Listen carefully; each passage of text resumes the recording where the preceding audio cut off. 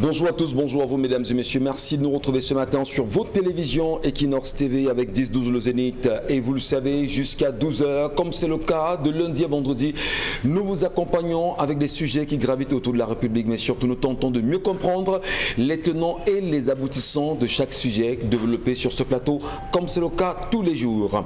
Bonjour également à la grande équipe présente, Charles Amel, Bombo, Karine Santia, Dominique Audrey, Yengelek et comme on aime à vous le dire, chaque fois pour le credo, unis pour la même mission jusqu'à 12h, vous serez servi. Bonbon Bengan Kandje, bonjour à vous ce matin et bienvenue sur 10-12 le Zénith. Bonjour Monsieur Ngacho Numba, bonjour à vous chers téléspectateurs. Nous sommes toujours à l'écoute, nous sommes tout ouïes de l'émissaire du pape au Cameroun. Va-t-il vraiment parler de la crise anglophone? Va-t-il parler de l'alternance au pouvoir? Que va-t-il réellement parler?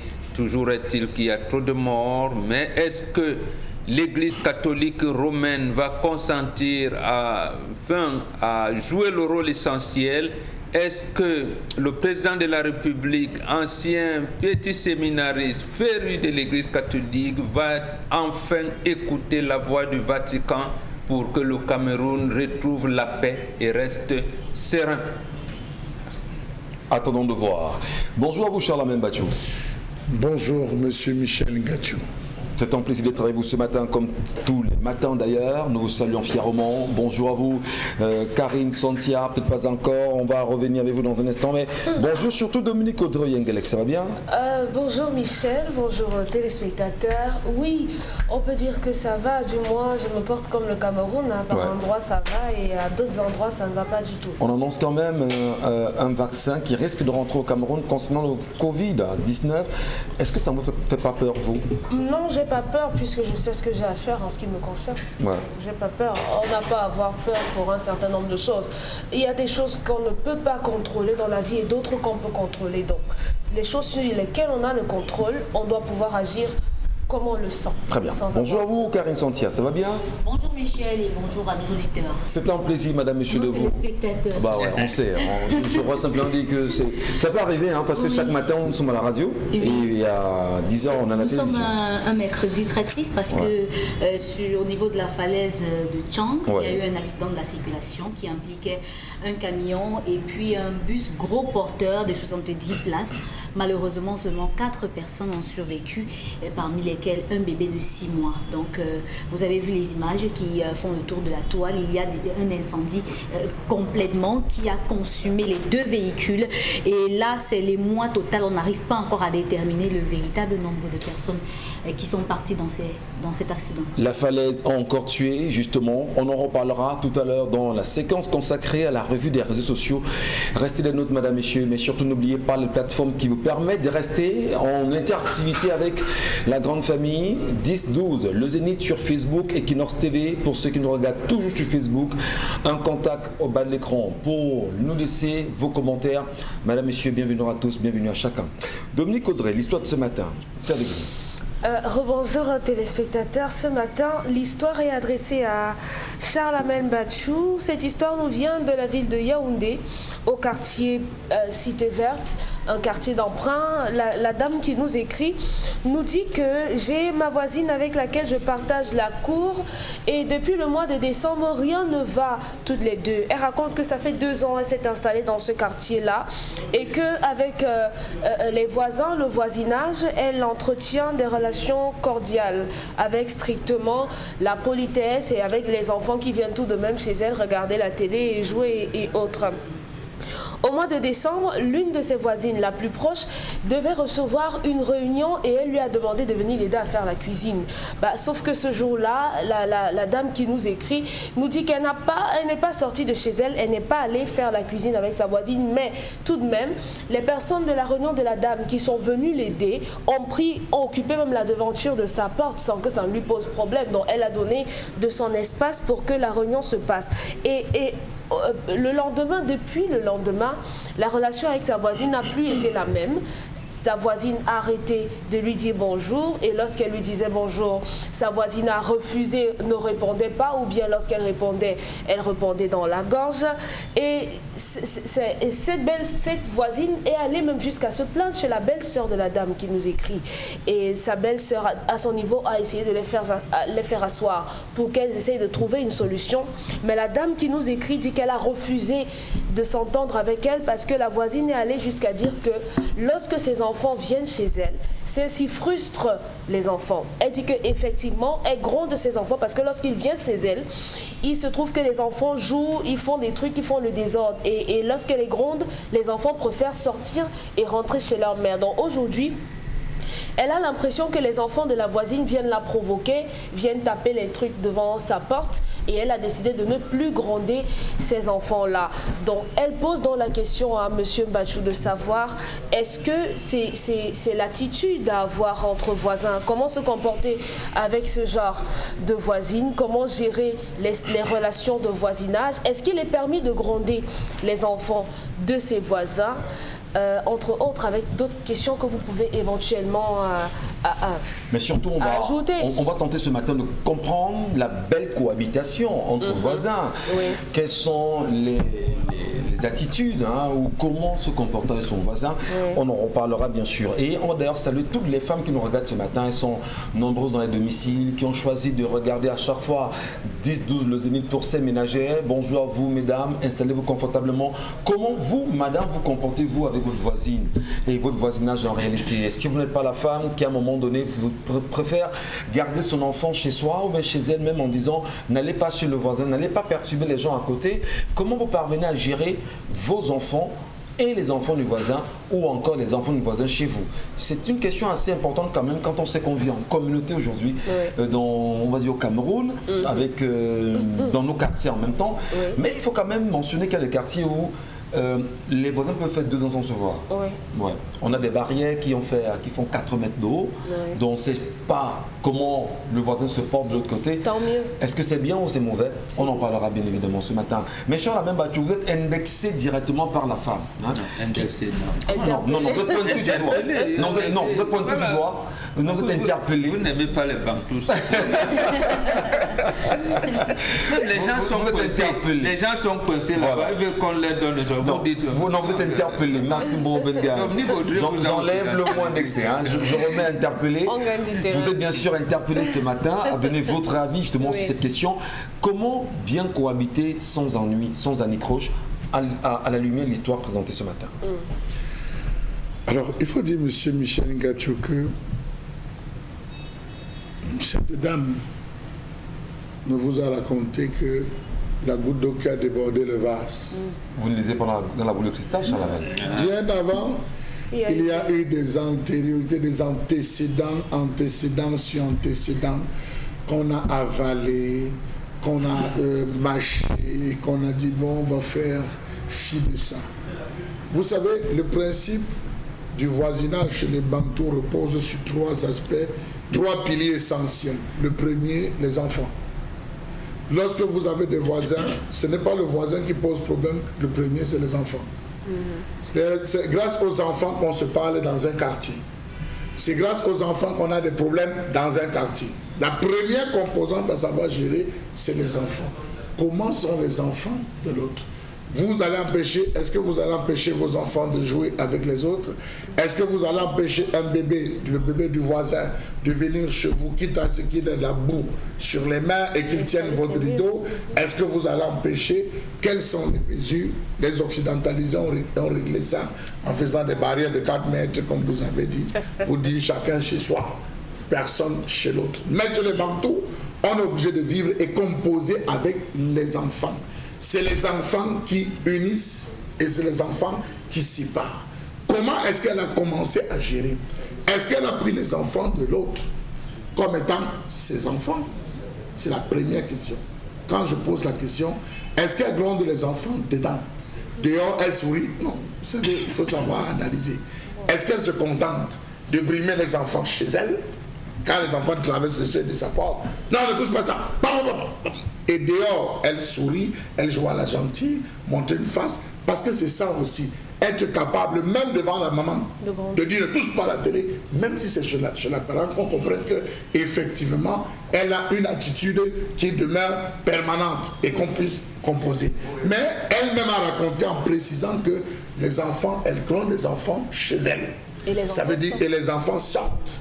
Lorsqu'ils partent, l'information qui est donnée, soit-elle biaisée ou quoi, ça a une répercussion sur les parents qui a provoqué des antécédents.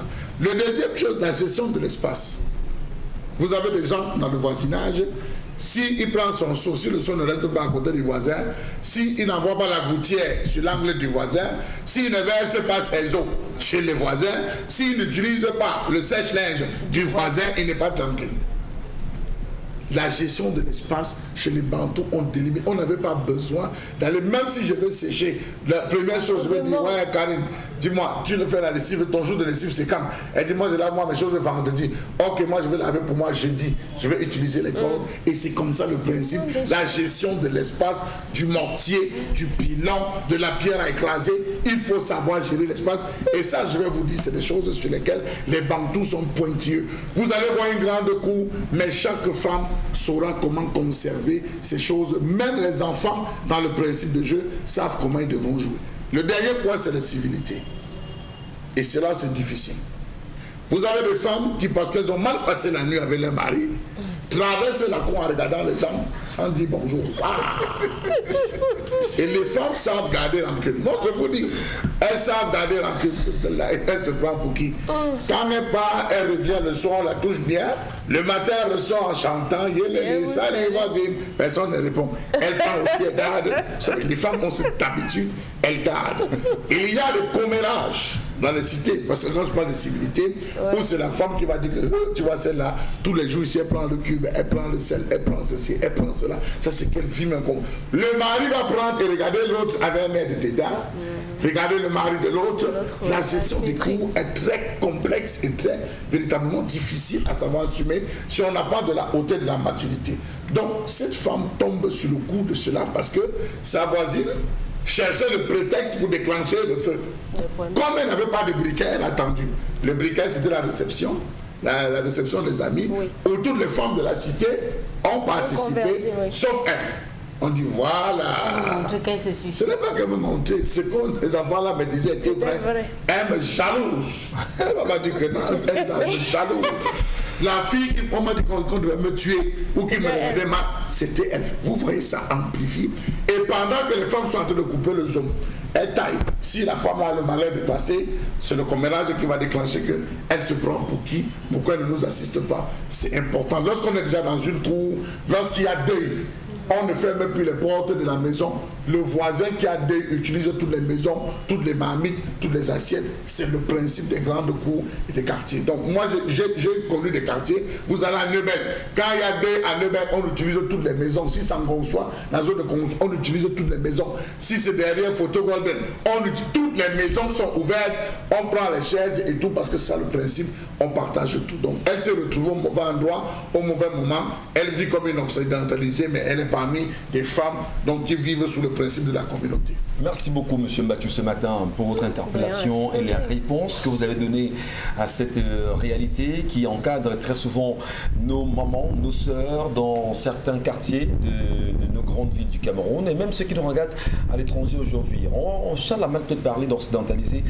Est-ce que c'est bien dit hein, de dire aussi, de mentionner en fait qu'il y a des familles, il y a des personnes qui ne s'entendent même pas avec le voisinage et qui ont choisi d'ériger quand même des barrières un peu colossales. 4 mètres. Est-ce que ça justifie le bon rapport entre voisins, la barrière? Non. Vous allez donner l'impression que les personnes qui érigent les barrières le font contre les voisins. Oui, mais c'est pour ça. Ce n'est pas contre les voisins. C'est contre les voisins. Non, puisque le voisin ne représente rien. Puisque le voisin n'est pas un problème, puisque le voisin ne vient pas chez vous, donc si je veux construire ma maison, ou bien je veux avoir mon espace, je veux avoir une barrière, j'ai certainement des raisons personnelles qui m'y obligent à les avoir. Vous verrez peut-être dans certaines concessions des personnes qui font certains aménagements au sein de la concession avec l'aval des propriétaires de la maison. C'est parce que Il y a eu des situations, il y a eu des incidents qui se sont produits précédemment qui font que les personnes dans ces concessions-là se protègent. Donc maintenant, occidentalisé, c'est vrai que j'ai un problème avec ça, mais bon, le voisin ne détermine en rien ce que quelqu'un fait chez lui ou pas. Il faut savoir que des gens ont chacun leur éducation et ont leur perception de la vie. Il y a des gens que moi je ne salue pas, par exemple. Pourquoi? C'est pas parce qu'on n'a pas de problème, mais c'est juste que je ne sens pas l'envie, je ne sens pas le besoin, ou bien j'éprouve naturellement une certaine répulsion pour les personnes, mais ça ne veut pas dire avec que... une voisine à qui vous dites pas bonjour, c'est raisonnable? Ce n'est pas raisonnable, je ne tiens pas à le justifier, mais il m'arrive d'être comme ça. Il m'arrive d'être comme ça, mais ça ne veut pas dire que j'ai un problème. Avec Si vous avez un problème. Non, du tout. Si Non, du tout. vous avez un Non, problème. il y a des gens comme ça. Il y a des gens comme ça. Je connais un tailleur qui m'a fait la même remarque que lui également, il est comme ça. Il n'a pas forcément de problème avec vous, mais simplement comme ça, il ne veut pas avoir de contact avec vous. Mais est-ce que c'est raisonnable qu'on ait un voisin à qui on ne dit pas bonjour? Parce que son voisin, c'est le premier secours lorsqu'il y a un souci, quand même. Oui, c'est ce qu'on dit. Mais allez interroger ce qui s'est passé ultérieurement. Vous savez, il y a des gens parfois, lorsqu'ils arrivent, vous êtes poli, vous êtes courtois, vous avez le visage très ouvert. Et après, vous vous rendez compte que en fait, la personne n'est pas ce que vous imaginez, ou bien du moins moi, lorsque je vous salue une fois, vous ne répondez pas, je ne vous saluerai plus jamais. Plus jamais. Never again. Par exemple. Donc c'est pour ça que je dis que chacun Est-ce qu'on est certain que votre salutation est entendue? je ne vais pas vous sucer la bouche pour que vous entendiez que je vous ai salué. Donc il y a que... Non, les éducations varient d'un individu à l'autre. Oui. Il y a des gens qui sont comme ça. Et il y a d'autres qui ne sont pas comme ça, il y a d'autres qui embrassent, qui s'ouvrent et d'autres qui ne s'ouvrent pas. Ça passe, il y a un certain temps où on prend la peine d'observer la personne. On reste en retrait pour voir comment la personne est. À la lumière de l'histoire du jour, qu'est-ce qu'on dit justement? Rien Est-ce que c'est raisonnable qu'une dame se comporte pareillement et qu'elle vienne demander des conseils maintenant? Pourtant, elle sait réellement qu'en réalité, la voisine lui a dit viens me donner un coup de main parce que je vais recevoir une réunion. Elle n'est pas venue et des enfants qui estiment que son comportement est très dur vis-à-vis de ses enfants. Michel Gachou, vous êtes chez vous, il y a des enfants qui viennent regarder la télé, ça c'est normal, on ne va pas fermer les portes. Mais maintenant, pendant que vous êtes là, vous avez un enfant qui monte sur le canapé avec les babouches. Et vous grondez l'enfant, vous demandez de descendre avec les babouches. L'enfant se fâche, il préfère sortir, il part chez ça. Mais vous voulez qu'on fasse quoi? Qu'on aille supplier la mère? Non, pardon. Ouais, excuse-moi, je voulais pas gronder ton enfant. Mais ton enfant se comporte mal. Et quand il est dans mon espace, je suppose qu'il est sous mon autorité. Vous tiendrez par langage à la mère en disant à la mère, ton enfant se comporte mal. Est-ce que c'est pas mieux de dire à la mère, pourquoi les gens n'aiment pas? Je vais corriger l'enfant parce qu'il s'est mal comporté? Non, moi j'ai du mal avec le fait de corriger les enfants des gens. Honnêtement, j'ai du mal avec ça parce que j'ai de mauvais souvenirs avec. Et ceux qui corrigeraient les vôtres, qu'est-ce que vous Il n'y a pas de problème, mais avec beaucoup de mesures. Avec beaucoup de mesures. Vous direz aux parents de l'enfant que Nanou t'a dit que je l'ai grondée. Oui, elle est montée sur le canapé avec les chaises, sur le canapé avec les babouches. Donc on peut gronder l'enfant dans la maison et gronder l'enfant en dehors. Dans mon voisinage, je l'observe et ça se fait et c'est normal, ce n'est pas un problème, ce n'est pas mal pris. Une voisine qui va gronder l'enfant de l'autre, oui, c'est normal et elle le fait devant les parents des différents parents et ce n'est pas un problème. Bon, maintenant, parler du commérage. Moi, je trouve que c'est enfantin. Les voisines qui vont railler parce que pendant qu'on coupe le zométou, vraiment, c'est des gamineries. Ce sont des gamineries. Ce sont des gens qui n'ont rien à faire, qui font ce genre de travail. Parce que lorsqu'on est occupé, on n'a pas de temps. Et il y a une Ivoirienne qui dit, lorsque rien parle de moi, c'est rien. C'est rien. Merci beaucoup. Voilà. Donc, que la dame reste dans son coin. La voisine ne paye pas son électricité, elle ne paye pas son loyer. Doit-on se méfier, Carissonne, s'il y a des voisines ou du voisinage? Ouais. Vous, en tant que femme, vous vous méfiez de votre voisinage? En fait, comment est-ce qu'on devrait se méfier vraiment? Qui trop embrasse mal écran, c'est ça? C'est ça qu'on dit? Voilà, à vouloir trop embrasser, vous pouvez finir par suffoquer. Même si vous aimez être entouré, même si vous êtes quelqu'un de très sociable, il faut quand même avoir un frein. C'est pour ça que dans tous les véhicules, il y a l'accélérateur, il y a le frein. comme ça. C'est comme ça que marche la société. Vous ne pouvez pas, parce que vous êtes quelqu'un de très gentil, de très ouverte et tout, penser que le monde entier, c'est les bisounours.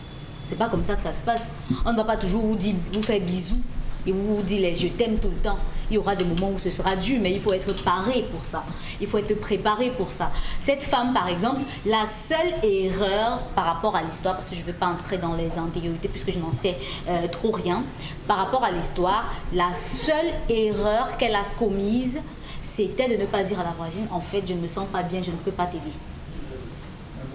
Est-ce que le dit aurait résolu? Non, si elle avait dit ça, elle aurait eu raison aujourd'hui de poser... C'est pas obligé de l'aider. Attendez, la liberté, c'est quoi? Lorsque quelqu'un vient vers vous, lorsque quelqu'un vient vers vous... Je me sens pas bien, et voilà. Karine, vous avez la parole. Lorsque quelqu'un vient vers vous pour vous demander une faveur, vous n'êtes pas obligé de l'accepter, pas du tout. Il ne met pas un couteau sur une arme sur votre tempe pour dire tu acceptes ou tu acceptes. Non. J'aimerais que tu viennes m'aider tel jour. Le matin du jour, là même, vous pouvez lui dire que vraiment, Magué, je ne peux pas t'aider. Je ne me sens pas très bien aujourd'hui. C'est tout. Même si elle vous en veut, intérieurement, elle sait déjà que vous lui avez dit que vous ne pouvez pas. C'est une simple règle de politesse, de civilité qui ne vous enlève rien du tout. Et qui vous enlève même la culpabilité. C'est-à-dire que même quand elle va vouloir se fâcher contre vous, vous allez lui dire mais je t'avais prévenu que je ne me sentais pas bien. Même si vous allez regarder votre télé ce jour-là, croiser vos pieds dans votre canapé, vous n'avez pas d'explication à lui donner parce que vous lui avez déjà dit je ne me sens pas bien. Occupez votre devanture, mais c'est la chose la plus basique qui existe lorsqu'il y a des événements dans une cour commune. Parce que toutes les devantures seront occupées, on va prendre les chaises ici, les plats ici, et tous les couverts de tous les côtés. Mais là, ce n'est même pas le problème. Le problème, c'est juste cette petite civilité qui aurait aidé aujourd'hui, ce matin, à dire que, ok, c'est vrai que vous n'êtes coupable de rien, mais il faut déjà interroger, vous, vos antériorités avec cette dame. La dame nous dit que, précédemment, dans leur relation de voisinage, les enfants viennent chez elle et tout, elle gronde les enfants, c'est qui est normal, nous le faisons tout le temps. Les enfants entrent souvent avec la boue et tout, dit va d'abord laver les pieds avant d'entrer, fais ceci, fais cela. Mais sauf que parfois quand vous demandez à l'enfant de quelqu'un de laver les pieds, elle est là-bas devant sa porte, elle regarde et elle interprète mal. Mais qu'est-ce qui t'empêche toi de prendre le même enfant à qui tu demandes de laver les pieds, de le laver ses pieds et de le faire entrer? Oh Michel, tu laisses l'autre là. Non, comment? C'est un enfant qui peut laver ses pieds, c'est à lui qu'on demande de laver les pieds. Écoutez, je dis, tu es une maman au quartier, tu es une sœur Michel Gachou. Tu as des enfants, les enfants se comportent mal. Michel Gachou, je suis désolée, je suis désolée. Là, je ne vais pas marcher. Vraiment pas du tout. C'est pas du tout ça. Si c'est un enfant qu'on vous a confié le matin, oui. Un enfant, ça n'empêche pas que vous demandiez, même à votre enfant, vous lui demandez de laver les pieds avant d'entrer. Pourquoi aller laver les pieds de l'enfant du voisin? Vous voulez faire beau? C'est pas votre enfant. Non, faut pas impressionner. On n'impressionne pas dans les relations de voisinage. Si vous voulez impressionner, vous serez considéré comme la personne qui veut se montrer. C'est pas important. Si vous êtes vrai, si vous êtes vous-même, vous restez vous-même, les choses seront normales. Cette femme, c'est normal que vous demandiez à l'enfant du voisin, lave tes pieds avant d'entrer. Parce qu'il y a de la boue, c'est tout. Ne t'assois pas sur le canapé avec les chaussures. Les habits sales. Quand tu veux manger, lave les mains. Celle-là qui est assise devant sa porte, elle, quand elle vous regarde, elle veut montrer quoi? Elle veut seulement montrer qu'elle est trop propre. Elle n'arrive même pas à laver ses habits. Ça veut dire que vous venez de dire une chose et vous dites ça. Ah non, non. Ça, c'est la main.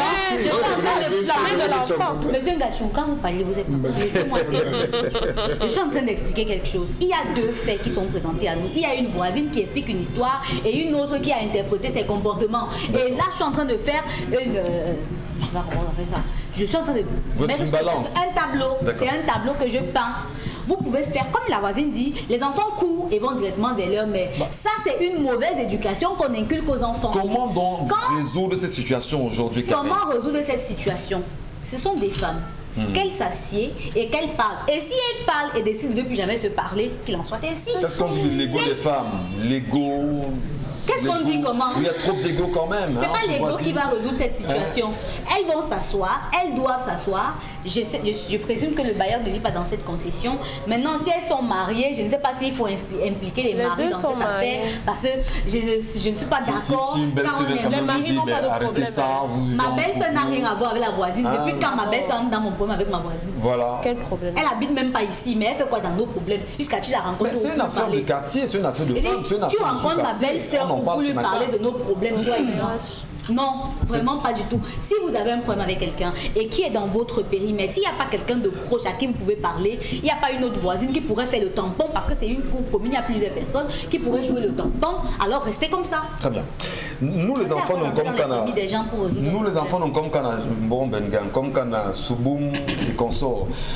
On va quand même dire que. Moi j'ai grandi à Cité-Sic, j'ai grandi à Missoké et j'ai vécu dans cette situation. Donc c'est pas comme si comme Kana est particulier. Non, c'est comme Kana, pas comme Kana. C'est comme vous voulez, c'est pas particulier. C'est juste pour Karine. Alors bon, est-ce qu'on peut vraiment dire que à ce type de problème, c'est la preuve qu'il y a une vie en communauté et qu'il faut toujours assainir permanemment? Absolument, absolument. Et c'est la vie communautaire qui apprend mieux. Et nous avons l'habitude de dire, ne regrette rien, il faut toujours apprendre à te perfectionner. Et ce n'est pas à l'école que tu pourras apprendre à le faire, c'est dans la vie qu'on se forme. Et vous avez utilisé une expression tout à l'heure, faut-il se méfier des voisins? Non, nous on ne pose pas le problème comme ça. On doit se méfier de toutes les personnes méchantes. C'est comme ça que ça se fait. Parce que c'est pour cette raison que je vais faire une discrétion pour qu'on se comprenne. Il y en a qui disent, non mais les belles-mères sont non. On se méfie de toutes les personnes méchantes. Oui. Ça peut être ta génitrice, ça peut être ta belle-mère, ça peut être ton père, ton frère. On se méfie, on prend du recul face à un comportement qui n'est pas digne. Qui définit donc la dignité d'un comportement? C'est justement la vie communautaire. Et dans la société, nous avons deux types d'individus qui apportent souvent des problèmes, qui sont source de problèmes, les femmes et les enfants. Il faut chaque fois entrer dans le subconscient, quelquefois dans le subconscient, pour comprendre les phénomènes qui se passent autour de vous. C'est pour ça que Charles Lamel vous a dit tout à l'heure que, bon, comme on ne maîtrise pas les antériorités, il est resté sur les formes généralement observées dans la société. Les femmes et les enfants sont la source majeure des problèmes qui se passent dans la communauté.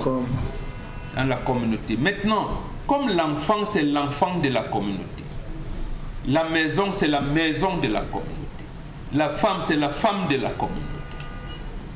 Donc aussi, nous, vous en Komkana, je ne sais pas comment vous avez été élevés, mais nous, à Sakbayeni, c'est les aînés. C'est les aînés et Dominique Audrey a relevé quelque chose d'important et je souhaite que c'est sur cette chose-là qu'on s'appuie, elle-même aussi, parce qu'elle a semblé apprécier. Vous reprochez quelque chose aux enfants de votre voisine, faites-le devant lui également, devant votre voisin.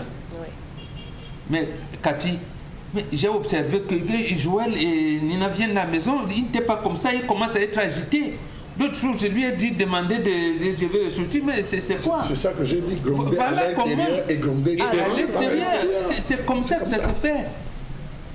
C'est comme ça, mais j'ai observé les biens. On sent une mère ou un père préoccupé par l'éducation de notre enfant. Et ça a été observé ici une fois. Vous ne savez pas pourquoi il y avait 2 championnats de football presque au même endroit. À Yoro en Commando, Bonapiso en Commando, et à l'école des jeunes, des filles de Bonapiso. Précisément, Bonapiso, on a dit, oh, les gars sont dans les... Bon, ils se sont donc rendus compte à... comment aboutir à ce que vos confrères de RFI parlent, c'est 1 milliard de voisins. Voilà, ils ont un problème. Parce que justement, on a vu que progressivement, on est en train d'aller en dehors de la société. Dehors de la société veut dire que ces rapprochements-là n'existent plus. On a organisé, et ça c'est c'était le haut cadre, les blancs qui étaient là, ils ont accepté qu'il y ait un championnat de vacances à l'école des filles de Bonapiso, alors qu'il y en avait à Yoro également. Donc voilà un peu pour dire, la vie, c'est la vie communautaire qui apprend. Et vous voyez les enfants qui étaient Nebel, Bonapiso allait Nebel en Commando et tout. Or, là-bas, comme on dit, les bobos, pourquoi? Non, c'est pour cette raison que justement les barrières sont un problème. Et les barrières. Il faut dire que du temps d'Aïdio c'était interdit en même temps d'avoir Oui, les barrières. mais ils l'ont donné parce qu'il fallait. C'était un maître maçon. Les gens s'y sont Aujourd'hui, il y a allés. des vols. Il faut se protéger. Oui, mais il y a des La vols situation partout. aujourd'hui- Il y a des vols partout. Justement, vous l'avez vu, le moment d'un commandant, hier, c'est Karine qui nous a montré. Ouais. Il y a des vols partout. Justement, quand il y a un comportement dégradant ou déviant dans la société, il faut en parler, mais avec les voisins, justement. Merci beaucoup, mon Bengan. Réalité avec le voisinage, comment vous vivez avec vos voisins aujourd'hui? Je ne donnerai peut-être pas mon aval, mais dire que moi, j'ai très mauvais souvenirs des voisins. Très mauvais C'est toujours souvenirs. les autres le Toujours avec problème. vous. Très mauvais souvenirs du voisinage. Tout de suite de la colère.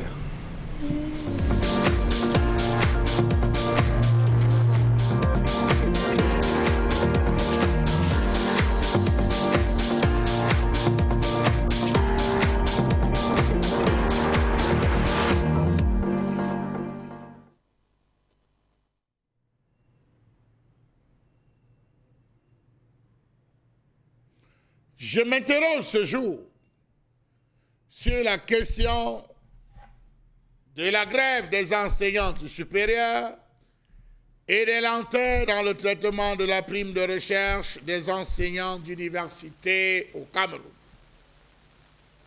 Que se passe-t-il depuis bientôt 6 ans avec les enseignants du supérieur dont il ne peut passer une seule année sans mouvement de colère? Qui fait tout pour provoquer les enseignants du supérieur? Était-ce le ministre Jacques Famendongo? Point d'interrogation. Était-ce les recteurs? Ou alors le Premier ministre? Telle est la question qu'on est appelé désormais à se poser. Comment comprendre que le ministre de l'Enseignement supérieur soit à ce jour accusé de n'avoir pas appliqué à la règle les textes régissant la gestion du fonds spécial d'appui à la modernisation de la recherche universitaire créé par le président de la République en 2009. Ajoutez à cela la dégradation générale des conditions de travail sur les campus des universités d'État. Dans quelles conditions travaillent les enseignants du supérieur? Travaillent-ils comme de véritables chercheurs ou travaillent-ils comme des ouvriers, des tâcherons des chantiers qu'on voit dans nos différents quartiers? Comment comprendre le calvaire que vivent les enseignants du supérieur dans ce pays? Incapacité à travailler, incapacité à se concentrer, incapacité à fouiller. Comment comprendre le non-paiement de certaines prestations dues aux enseignants, à l'instar des frais générés par les heures de cours supplémentaires, l'encadrement des thèses ou l'intervention dans les jurys de soutenance? On se souvient qu'à cause de la dette académique, à l'université de Tchang, on a dû réduire le nombre d'étudiants. Comment comprendre la gestion opaque, doublée de lenteurs administratives, observée dans le traitement de la prime de modernisation de la recherche? Comment comprendre le non-paiement de la prime de la modernisation, mieux encore les ajustements liés au changement de grade? Savez-vous qu'à ce jour, les enseignants attendent toujours le paiement de la 4e tranche de la prime spéciale de la modernisation et de recherche universitaire pour le compte de l'année 2020. Par trimestre, un enseignant assistant perçoit 385 000 francs CFA, un chargé de cours 680 000 francs CFA, un maître de conférence plus de 860 000 francs CFA et un professeur 1 million de francs CFA au titre de la dite prime. Incroyable lorsqu'on voit ce qui se passe dans les pays voisinants. Rappelons qu'en février 2020, les mêmes enseignants organisaient un mouvement de colère, histoire de réclamer le paiement immédiat de la 4e tranche de l'année 2019 de la prime de modernisation dans les universités d'État et la convocation d'un cadre de concertation permanente pour discuter de la gestion de la prime ainsi que de l'assurance AXA. Comment comprendre ces mouvements d'humeur qui entraînent chaque fois des cessations de toutes les activités académiques, enseignement, travaux pratiques, travaux dirigés, évaluation, correction, jury des examens, et des soutenances de master et doctorat. Comment comprendre le calvaire des enseignants du supérieur? Savez-vous que ceux qui ont été recrutés en décembre 2019, environ 1200 enseignants, sont toujours en train d'attendre des salaires pour certains et primes pour les autres? Ces enseignants ont été recrutés en janvier 2020 et ne pouvaient donc pas être pris en compte par le budget 2020. Leur prise en charge est programmée dans le budget de l'exercice 2021, avait informé ainsi le professeur Jean-Paul Mbia, patron de la cellule de communication du ministère. Voilà donc des gens qui se retrouvent à souffrir, sans salle de conférence, sans aucune salle de professeur, histoire de s'asseoir, travailler dans des conditions idoines de la recherche, sans outils didactiques pour pouvoir être update. Dans tous les cas, j'oubliais, il y a les ordinateurs PB. La colère, bien sûr, exprimée ce matin par Charles Batchou, et nous en profitons pour saluer tous les enseignants du supérieur qui nous regardent ce matin. Il est aussi important de préciser que depuis ce lundi, ils sont en grève pour la revendication autour de cette prime consacrée au Fonds spécial d'appui à la modernisation et de la recherche universitaire au Cameroun. On dira, ça divise en même temps. Et Charles Batchou a posé la question évidente ce matin. Qui divise les enseignants? Qui met les enseignants en colère? Est-ce le ministre en réalité? Est-ce que c'est le ministre des Finances? Aujourd'hui, quand on sait quand même qu'il y a que l'argent, les 2 milliards en même temps consacrés à ceci ont déjà été virés pour le premier trimestre, qu'est-ce qui peut justifier que jusqu'à présent, les enseignants du supérieur soient toujours en grève? Bonbon Bengan Kanji, vous également, vous suivez de près cette actualité depuis lundi dernier. Ces enseignants qui ont choisi également de se faire entendre à travers cette question urgente. Pourquoi ne respecte-t-on pas les enseignants dans ce pays? Bonbon Benga.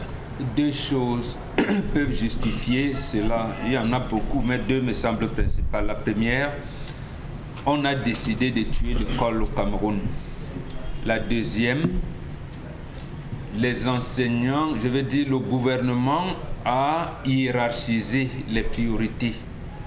Le ministre des Finances peut vous dire que, bon, la priorité pour ce mois, pour ce trimestre, n'est pas au paiement des salaires. Et c'est d'ailleurs ce qui leur arrive souvent. Là donc, on ne met pas ça comme axe prioritaire, bien que ce soit un élément qui doit être permanent, parce que le décret de 2009, on a fait allusion, Charles Hamel le dit expressément, que pour le cas, puisque c'est le 4e trimestre qui fait souvent problème, on a dit dernier jeudi à 14h. Donc depuis 2009, ça doit être une priorité du ministère des Finances. Une priorité. Donc maintenant, l'autre chose, ça va dans ce qu'on peut appeler la pratique.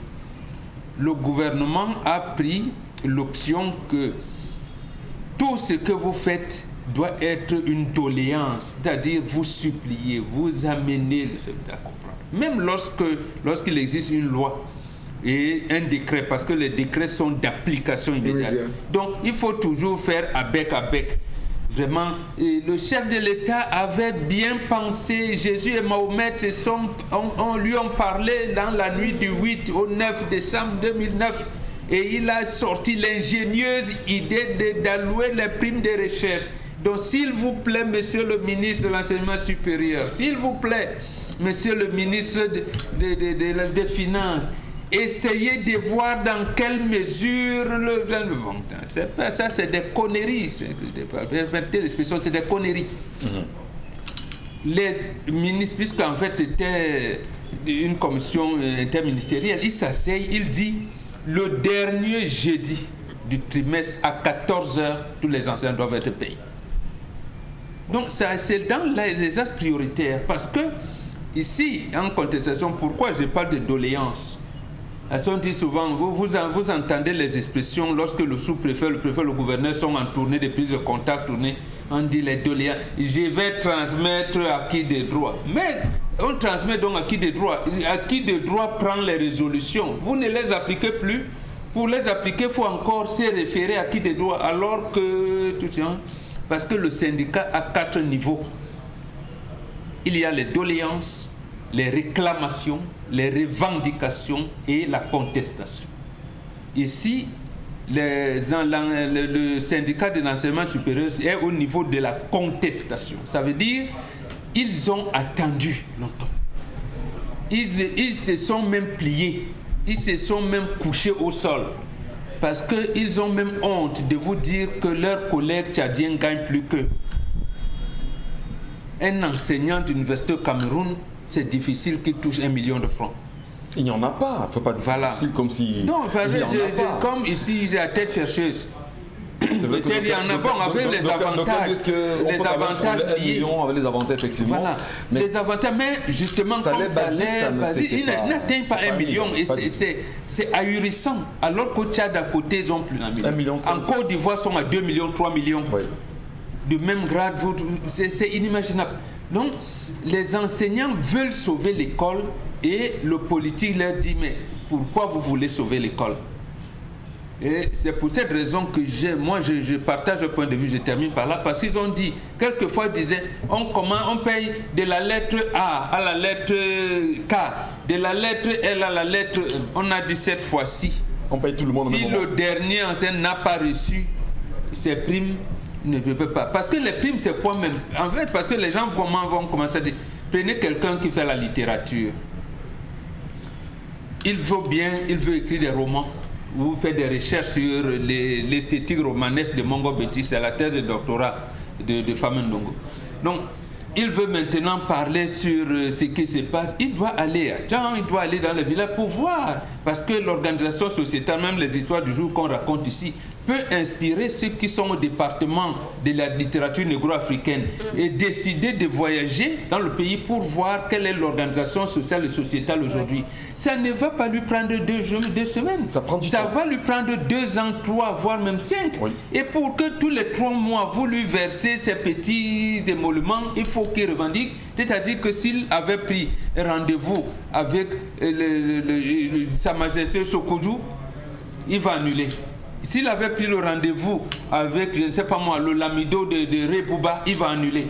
S'il avait pris rendez-vous, je ne sais pas moi, avec un guérisseur qui est à Sakbayemi, il va annuler. Non, finalement, il ne pourra plus regarder. Donc l'histoire de Koulou la tortue ou de Luc le lièvre, qu'il voulait redimensionner, revoir, il ne pourra pas. Alors, est-ce qu'on peut quand même dire, Karine Sontier, aujourd'hui, que le ministre lui-même de l'enseignement supérieur, qui est par ailleurs lui-même enseignant, qui se trouve dans des conditions pareilles, est-ce que c'est the right man at the right place pour lutter et militer pour les causes de ceux qui sont dans ce même domaine? Quand les enseignants viennent à se plaindre, avec le cas du syndicat national des enseignants du supérieur, souvenez-vous. Je commence à comprendre, je vais commencer à me ranger du côté de ceux qui pensent que il ne suffit pas d'être du corps du métier pour pouvoir manager ce métier.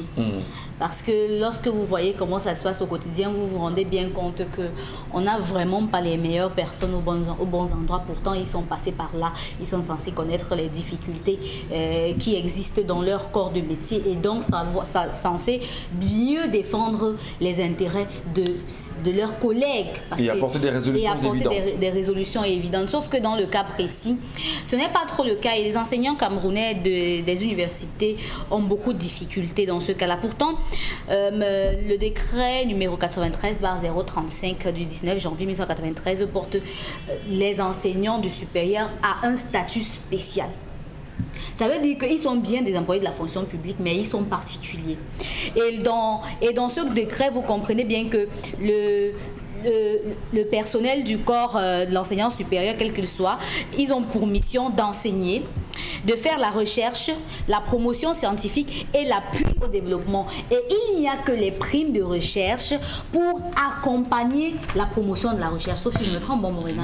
Ce n'est que la prime de recherche qui permet aux enseignants de mener leurs recherches. Un enseignant ne peut pas dire, veut par exemple mener une recherche sur les nouvelles molécules. On est en train de parler du coronavirus à présent. Pour qu'il mène ses recherches, il lui faut des fonds pour acheter peut-être du matériel, pour avoir peut-être du matériel pour faire les nouveaux essais, par exemple. Mais c'est à ça que ça sert. Vous ne pouvez pas faire une recherche si vous n'avez pas...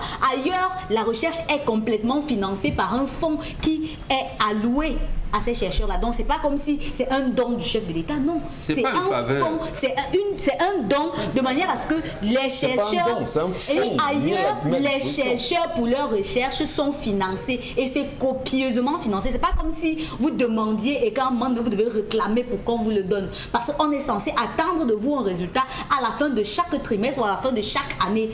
À la fin d'une année académique, pas seulement, à la fin d'une année académique, les enseignants doivent avoir maintenant un certain nombre de recherches qui leur permettent de produire des articles, de créer de nouvelles innovations ou encore de faire des recherches, par exemple sur la médecine. Momo Bengal, cet jeune docteur qui a produit des médicaments contre le paludisme qui peuvent éliminer le plasmodium. Si on avait des fonds vraiment alloués à la recherche, sa recherche ne serait pas restée comme elle est là. On a l'impression que c'est une Par exemple, vous avez bien fait. Elle est ici à l'université des Douala. Elle est donc bloquée aujourd'hui parce qu'il faut faire les prélèvements sanguins des enfants. Elle demande seulement le fait de prélever le sang dans le truc. Elle n'a même pas l'argent des taxis. Au moins l'autorisation d'abord de prélever et puis les fonds pour pouvoir mener la recherche sur le terrain. La recherche, ce n'est pas quelque chose qu'on s'assoit dans un bureau et on pense. C'est pas suffisant.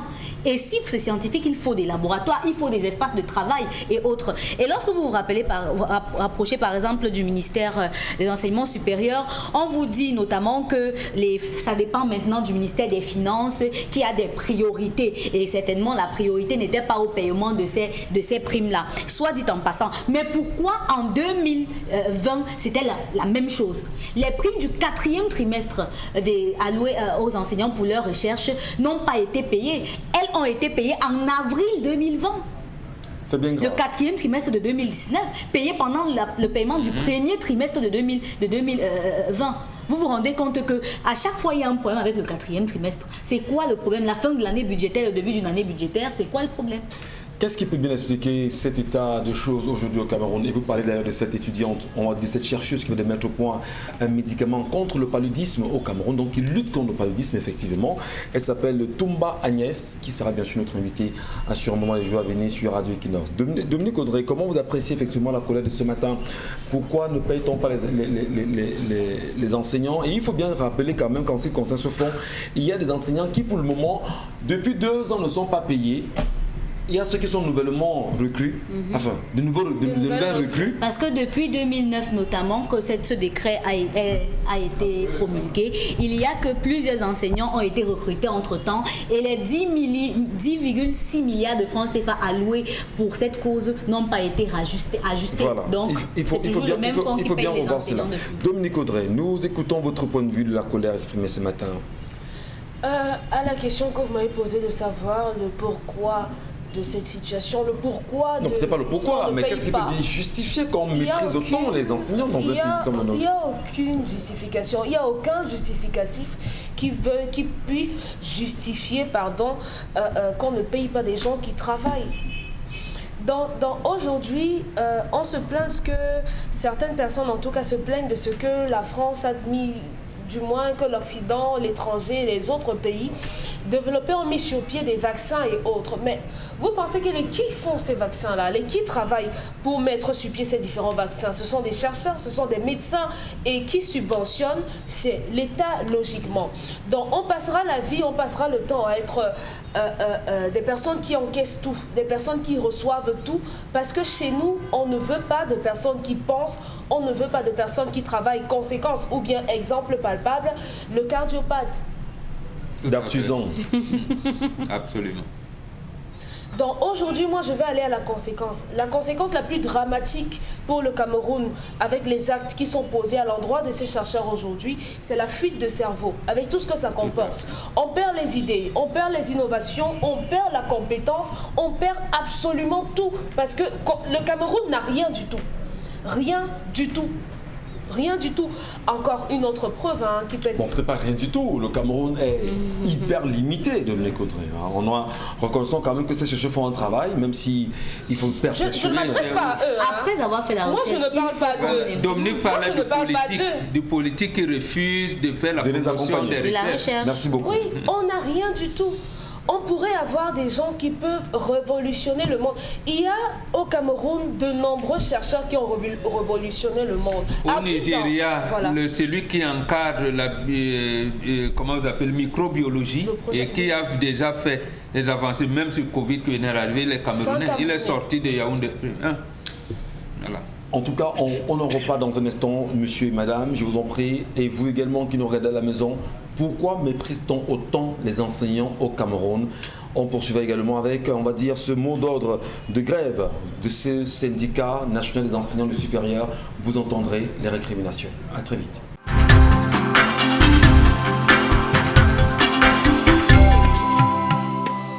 Mesdames et messieurs, et bienvenue à l'instant sur votre antenne pour cette session de 10-12. Le Zénith qui se poursuit en même temps. Et à l'instant, on a sous les yeux ce communiqué, on va dire cette mise au point qui nous a été renvoyée et signée de monsieur Mouché Moïse.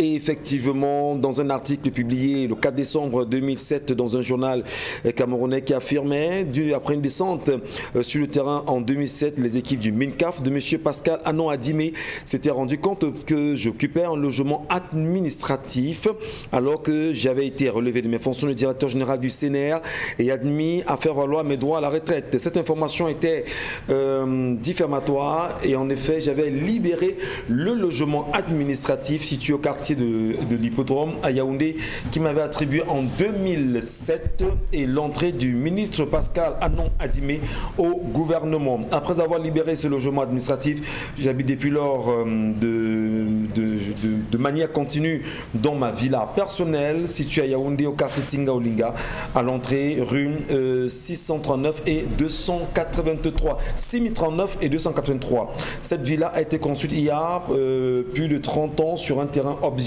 du titre foncier numéro 16361 du département de Mfundi qui m'appartient en toute propriété. Et à la suite de la diffusion de l'article incriminé, j'avais écrit bien sûr du journal en question.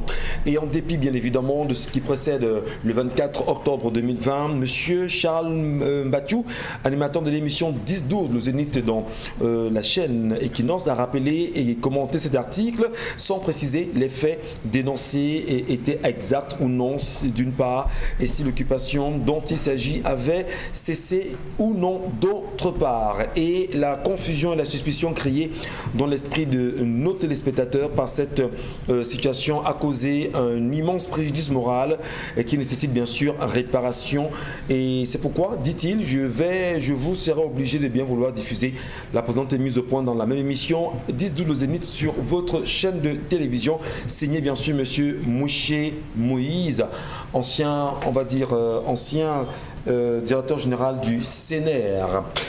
Allez, on va poursuivre l'émission ce matin avec la question de cette indemnisation censée être mise au point et aux côtés bien évidemment des enseignants au Cameroun. Pourquoi méprise-t-on les enseignants qui les méprisent quand on sait quand même qu'il y a quelques jours seulement le ministre de l'enseignement supérieur, ministre de l'État d'ailleurs, le professeur Jacques-Famel Ndongo a fait savoir que ces paiements étaient déjà disponibles depuis vendredi de la semaine dernière. Quand même, selon les informations en notre possession, il se dit que tout ce qui passent à la billetterie n'ont pas d'argent, ne parviennent pas à toucher et à percevoir leurs argents.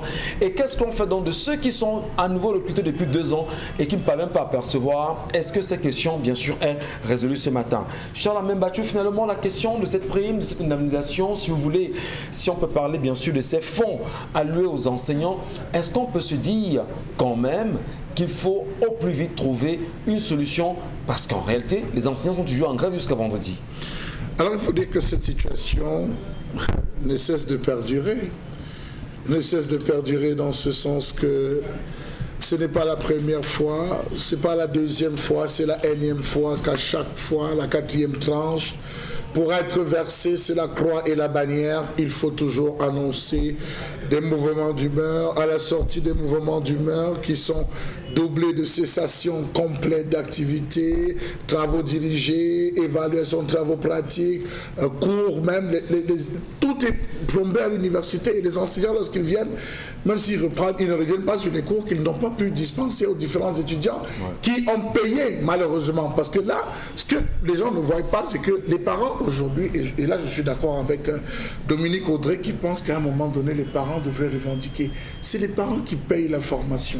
C'est les parents qui déboursent chaque année 50 à 60 000 francs pour permettre aux enfants, aux étudiants d'aller à l'école, d'avoir des cours. Lorsqu'il y a un débrayage, ne serait-ce que 5 jours, c'est un manque à gagner intellectuel énorme pour les enfants. Vous avez ceux qui sont en année de doctorat, tout est arrêté, master c'est arrêté, n'appelez pas le professeur, il ne sera pas là, il ne vous répondra pas parce qu'il est en train de discuter ses primes de recherche, ses primes, l'argent qu'on devrait lui reverser sont dus et essentiels. Monsieur Michel Ngatsou, j'ai discuté avec des enseignants qui disent que depuis qu'ils ont des mouvements, qu'ils engagent des mouvements, s'ils demandent 10, on va donner une chose. Ils demandent 10, on va donner une chose. Et chaque fois qu'ils veulent se lever, le corps est tellement divisé aujourd'hui qu'on s'arrange à s'assurer que dans chaque université, ceux qui sont acquis à la cause du régime sont plus nombreux que les rebelles. Donc c'est les rebelles qu'on bouge, ceux qui viennent avec l'esprit éveillé pour faire comprendre qu'attention, voici comment une université doit fonctionner. Beaucoup se retrouvent à partir, qui donnaient cours au Kenya, qui donnaient cours au Nigeria, qui donnaient cours au Ghana, au Sénégal, en Europe, les gars se retrouvent en train de disparaître. Pour aller tuer l'école, on va tuer l'éducation. Mbongla dit que de nombreux enseignants sont obligés de partir. Vous avez parlé de celui du Nigeria. Aujourd'hui, les universités sont vides. Quand ils ne partent pas, ils se battent à être membres du gouvernement. La preuve, on a combien de professeurs membres du gouvernement? On a combien de docteurs membres du gouvernement qui pouvaient donner cours dans les amphis? Je pense que vous prenez le cas du Rwanda, M. Michel Ngatsou. Au Rwanda, tous les enseignants, on ne les associe pas au gouvernement. Si on les associe, c'est pour des consultations. Ils viennent pour des consultations ponctuelles, ils sont payés et ils disparaissent. On met des personnes capées, compétentes qui peuvent gérer. Nous avons trop de professeurs, des professeurs obèses qui gèrent des départements ministériels et qui n'aident véritablement pas leurs collègues qui sont restés parce que cela ne chante pas les louanges. Donc je pense, M. Michel, pour terminer par là, qu'on devrait véritablement, lorsqu'il y a budget, puisqu'on parle du budget, lorsqu'il y a budget, ça suppose que l'argent est positionné. On met déjà dans les comptes du ministère de l'Enseignement supérieur, quitte à ce qu'il n'y ait pas de problème. Dans le cas où il n'y a pas, on leur dit cette année sera difficile, vous n'aurez que 3 au lieu de 2. C'est-à-dire 3 tranches au lieu de 2. Mais si on a prévu les 4, qu'on donne les 4. Vous avez ce qu'on a recruté en 2019. Attendez, on va quand même pas dire aux enseignants que l'année sera difficile. Oui, c'est vrai, on sait qu'on traverse des crises aujourd'hui, mais lorsqu'il y a quand même un fonds à hauteur, je pense que c'était 10 milliards, je peux me tromper sur le montant, c'est ça Karine, 10 milliards et puis c'était reparti. C'est 10,6 milliards voilà, de francs CFA. 10,6 milliards de francs CFA 2,2 milliards par tranche, à chaque tranche. Par trimestre. Alors, par trimestre, on sait quand même que c'est comme cela. On a identifié les enseignants, on a identifié les différents comptes des enseignants. Est-ce qu'en réalité, que ce soit pour ceux qui passent à la billetterie ou par les banques, on devra encore avoir ces problèmes aujourd'hui où les enseignants s'élèvent et viennent revendiquer, au-delà même de ces paiements, Charles Membacho, il y a des enseignants qui ont plusieurs prestations dans les universités et qui ne sont pas payés. C'est quand même problématique pour un pays comme le Voilà Cameroun. pourquoi je vous dis, M. Michel, que tout tourne. Il y a un enseignant qui m'a interpellé ce matin. Il me disait, M. Charles Armel, est-ce que vous savez qu'aujourd'hui, parmi nous les collègues, on dit qu'il y a certains qui se lèvent, ceux qui sont capés, qui sont cotés à Yaoundé, qui disent que... Mais n'est-ce pas, c'est vous qui marchez avec votre frère là, votre frère qui dit qu'on va marcher dans ce pays. Vous allez voir ce qu'on va vous faire, vous allez voir. Donc, il dit, ils sont déjà frustrés, M. Michel Ngatsou, frustrés parce que d'abord on ne laisse pas le savoir éclore pour un peu que vous avez des opinions. Fut-elle, M. Michel Ngatsou, à votre avantage au vu de ce que vous voyez, vous êtes taxé, vous êtes indexé. Que lorsque on commence à je veux dire, introduire des clivages, des clans, le clanisme au sein de l'université, M. Michel Ngatsou, c'est pour avoir quel type d'étudiants, c'est pour avoir quel type de résultats, c'est pour avoir quel type de compétences. Je crois qu'aujourd'hui c'est fait à dessein, M. Michel Ngatsou, parce qu'il n'a pas manqué d'argent pour acheter les voitures des présidents des conseils régionaux, il n'a pas manqué d'argent pour organiser les élections, on a même voté un budget spécial pour les chefs. Je crois qu'il y a de l'argent, mais il y a un objectif caché derrière lequel on ne veut véritablement pas nous entraîner tous à y voir clair. Donc, c'est aux enseignants de tenir bon, de tenir ferme, quitte à ce qu'on mette à leur disposition ces différents dûs. Et j'invite aussi les enseignants d'université qui ont des brochures à arrêter d'aller faire les productions et les publications en Europe. parce qu'il y a beaucoup d'enseignants, c'est vrai, ils réussissent à avoir quand même un peu, mais lorsqu'ils vont faire des articles et tout, ça va paraître plutôt en Europe, ça ne paraît pas ici. L'étudiant pour avoir doit passer par un frère, un cousin qui se trouve là-bas. Parfois c'est l'enseignant qui dit que donnez-moi l'argent, j'achète là-bas pour vous donner. Donc je crois qu'il faudrait aussi qu'ils gagneraient ceux qui perçoivent à travailler véritablement dans le sens de l'éducation. Mais là c'est compliqué, justement parce que l'encadrement, lorsque vous commencez par le niveau 2A, doctorat et suite, on dit souvent mention honorable avec publication. À ce moment-là, l'université s'en occupe. Si vous ne vous en occupez pas, ils ont ce qu'on appelle la coopération universitaire. Douala, par exemple, est rattaché à Bordeaux, était rattaché à un moment donné à l'Université de Québec-Montréal. Et dans ce cadre, on publie pour mettre à la disposition des étudiants et des autres chercheurs. Mais notre pays, d'abord, l'imprimerie nationale n'existe plus. Le CPR a été liquidé. Donc, il se retrouve dans une situation... Ça devient très compliqué pour lui de produire. Et il y a même des enseignants comme le Valentin Gandongo. Ils publient chez l'Harmattan, ce n'est pas pour faire la mauvaise publicité, mais l'Harmattan vous dit, je vais vous donner les émoluments après avoir vendu 500 éditions. Donc, à la 501e édition que vous aurez 30%. Précisément parce qu'ils ne peuvent pas aller à ce qu'on appelle la compte d'auteur. Quand l'imprimeur, l'éditeur vous dit « Oui, j'imprime, mais donnez-moi 5 millions », il n'a pas les 5 millions pour des exemplaires. Voilà un peu les difficultés. À votre suite, justement, Benga, on en profite ce matin pour interpeller le ministre d'État, ministre de l'Enseignement supérieur, le professeur Jarfam Ndongo. C'est lui qu'il faut interpeller. Parce qu'en fait, comme disait Karine, tous les 10 millions ont été... Et j'allais dire budgétiser sur la base de 10 milliards, pardon, sur la base d'un nombre précis d'enseignants. Mais depuis 2009. Mais de 2009 à 2021, on a recruté d'autres. C'est vrai, il y en a qui sont morts. Mais on a recruté d'autres. Il faut donc à chaque budget, et le budget cette année, on budgétise. Mais est-ce qu'il reste dans les 10 milliards ou bien est-ce qu'à chaque moment, à chaque année, il tient compte du fait que les 10 milliards doivent maintenant être au niveau de 15 milliards de plus. Voilà. C'est ça qu'il faut même... Ou alors, soit 10 milliards avant était largement au-dessus du nombre, et puis progressivement, on a atteint le nombre qu'il fallait. Attendons bien sûr de voir Karine Santia. Merci à vous, merci à tous, mesdames et messieurs. Nous tentons quand même de rappeler au ministre d'État, ministre de l'Enseignement supérieur, le professeur Jarfam Ndongo, qui a un cas criard qui fait justement débat au sein de la classe des enseignants aujourd'hui, au sein justement de ces enseignants. C'est le cas du professeur Sango qui a été effectivement radié de l'université je crois que c'est de Bamenda, c'est de Boya, si mes souvenirs sont exacts, effectivement, c'est de Boya, et qui a été radié sans avertissement, sans blâme, sans aucune procédure disciplinaire respectée. Et les enseignants aujourd'hui sont aux abois et interpellent le ministre parce qu'ils ont tenté à plus d'une fois de rencontrer le ministre d'État, ministre de l'Enseignement supérieur, le professeur Jarfam Ndongo, et ici les portes sont toujours fermées. C'est très dangereux. Que le professeur Sango est dans cette situation parce qu'on avait mis un examen le jour du Ghost Town. Et ce jour-là, dans sa ville, il ne pouvait pas quitter il pouvait pas se déplacer justement parce que le Ghost Town et chez lui, ça ne blague pas. Donc, il n'a pas pu assister à l'examen et c'est comme ça. Est-ce qu'il y a quand même curieux, c'est qu'il y a eu cette banque de données au niveau de l'université qui a quand même permis de prendre une épreuve là-bas et de le mettre à la disposition des étudiants. Mais ici, le ministère, enfin, disons que le professeur, qui est le ministre tutelle, a choisi de le mettre hors de côté rapidement. Et c'est une injustice à laquelle nous croyons en même temps que le professeur Jarfam Ndongo, qui nous écoute ce matin, qui nous regarde, comprendra la peine des enseignants et surtout le cas du professeur Sango, qui est un cas assez patent et qui touche énormément les enseignants au Cameroun. La lecture justement des messages Karine sont de nos téléspectateurs. Thierry Temko, le Cameroun, c'est le seul pays au monde où les enseignants d'université courent après leurs droits. Ailleurs, ce sont les plus respectés. Au Cameroun, on paye pour faire un doctorat pendant que ailleurs, les doctorants sont payés pour bien faire leurs recherches. Tout à fait. Un autre message. Voilà.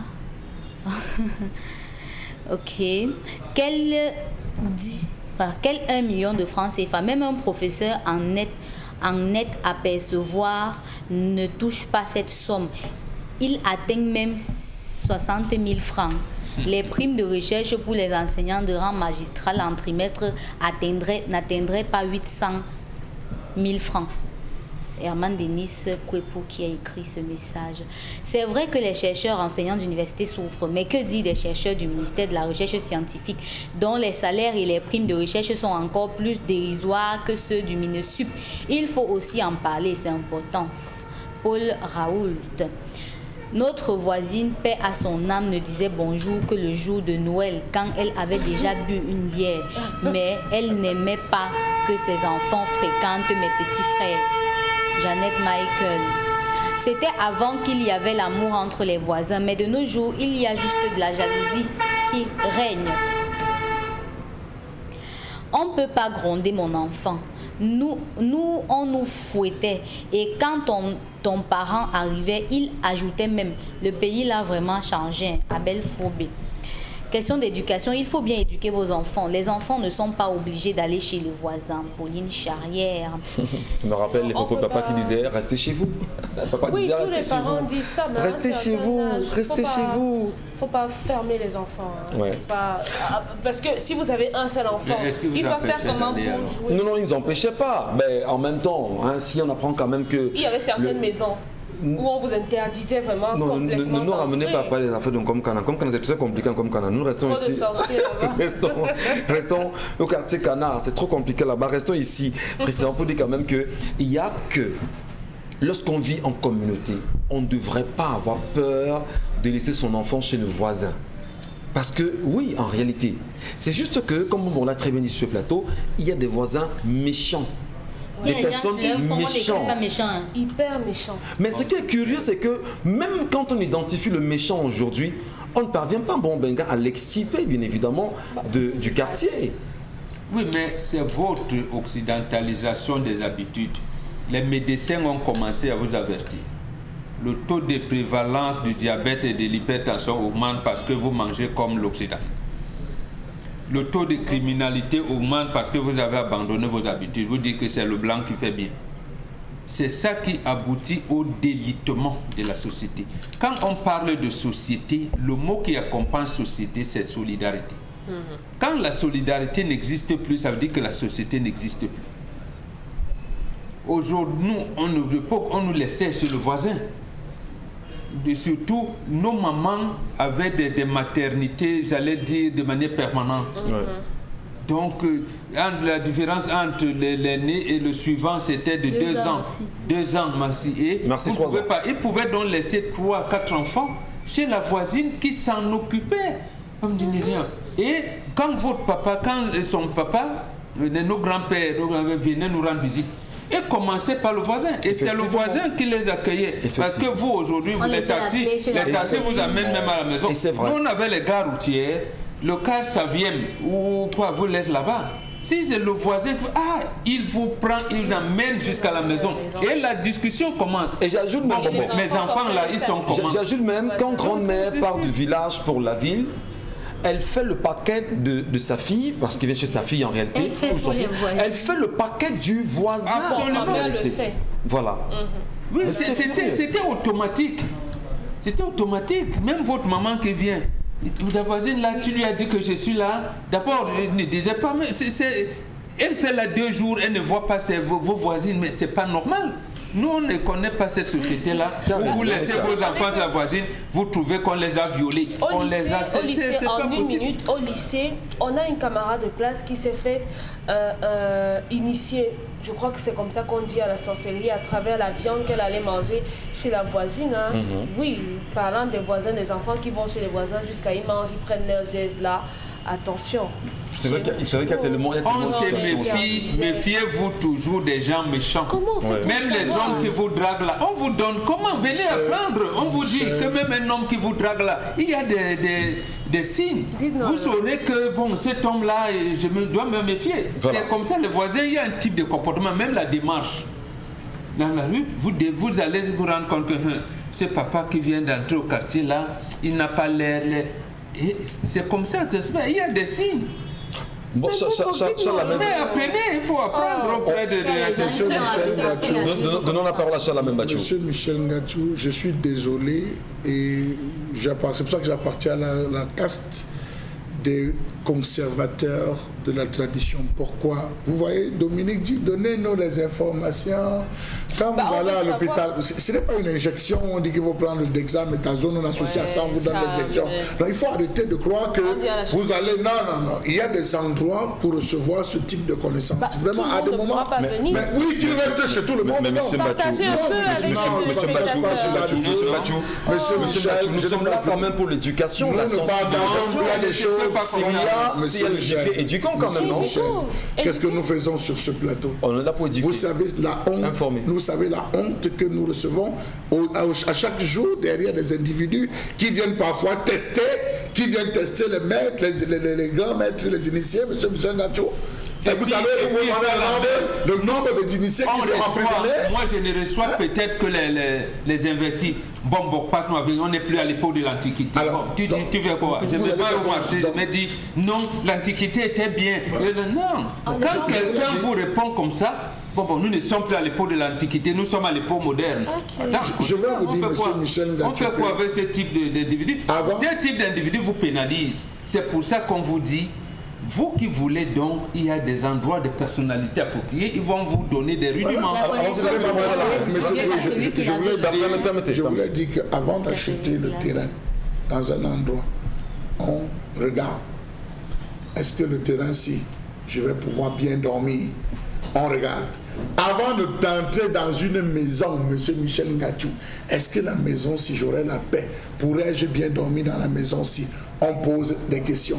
Est-ce que le voisinage, on n'entre pas? Vous regardez aujourd'hui comment les gens entrent dans les maisons. Il arrive, on ouvre la porte. Oui, monsieur, vous pouvez entrer visiter. Il visite, il regarde le plafond. Il touche un peu, il dit vraiment, c'est bon, allumez un peu, on allume. Il sourit quand la lumière est là. Il dit vraiment, je vais prendre la maison-ci. C'est quand même un mois, il verse. Voilà comment les gens prennent les maisons aujourd'hui. Même la concession, quand vous avez fini, vous allez voir le chef du quartier. Je vais habiter chez monsieur tel.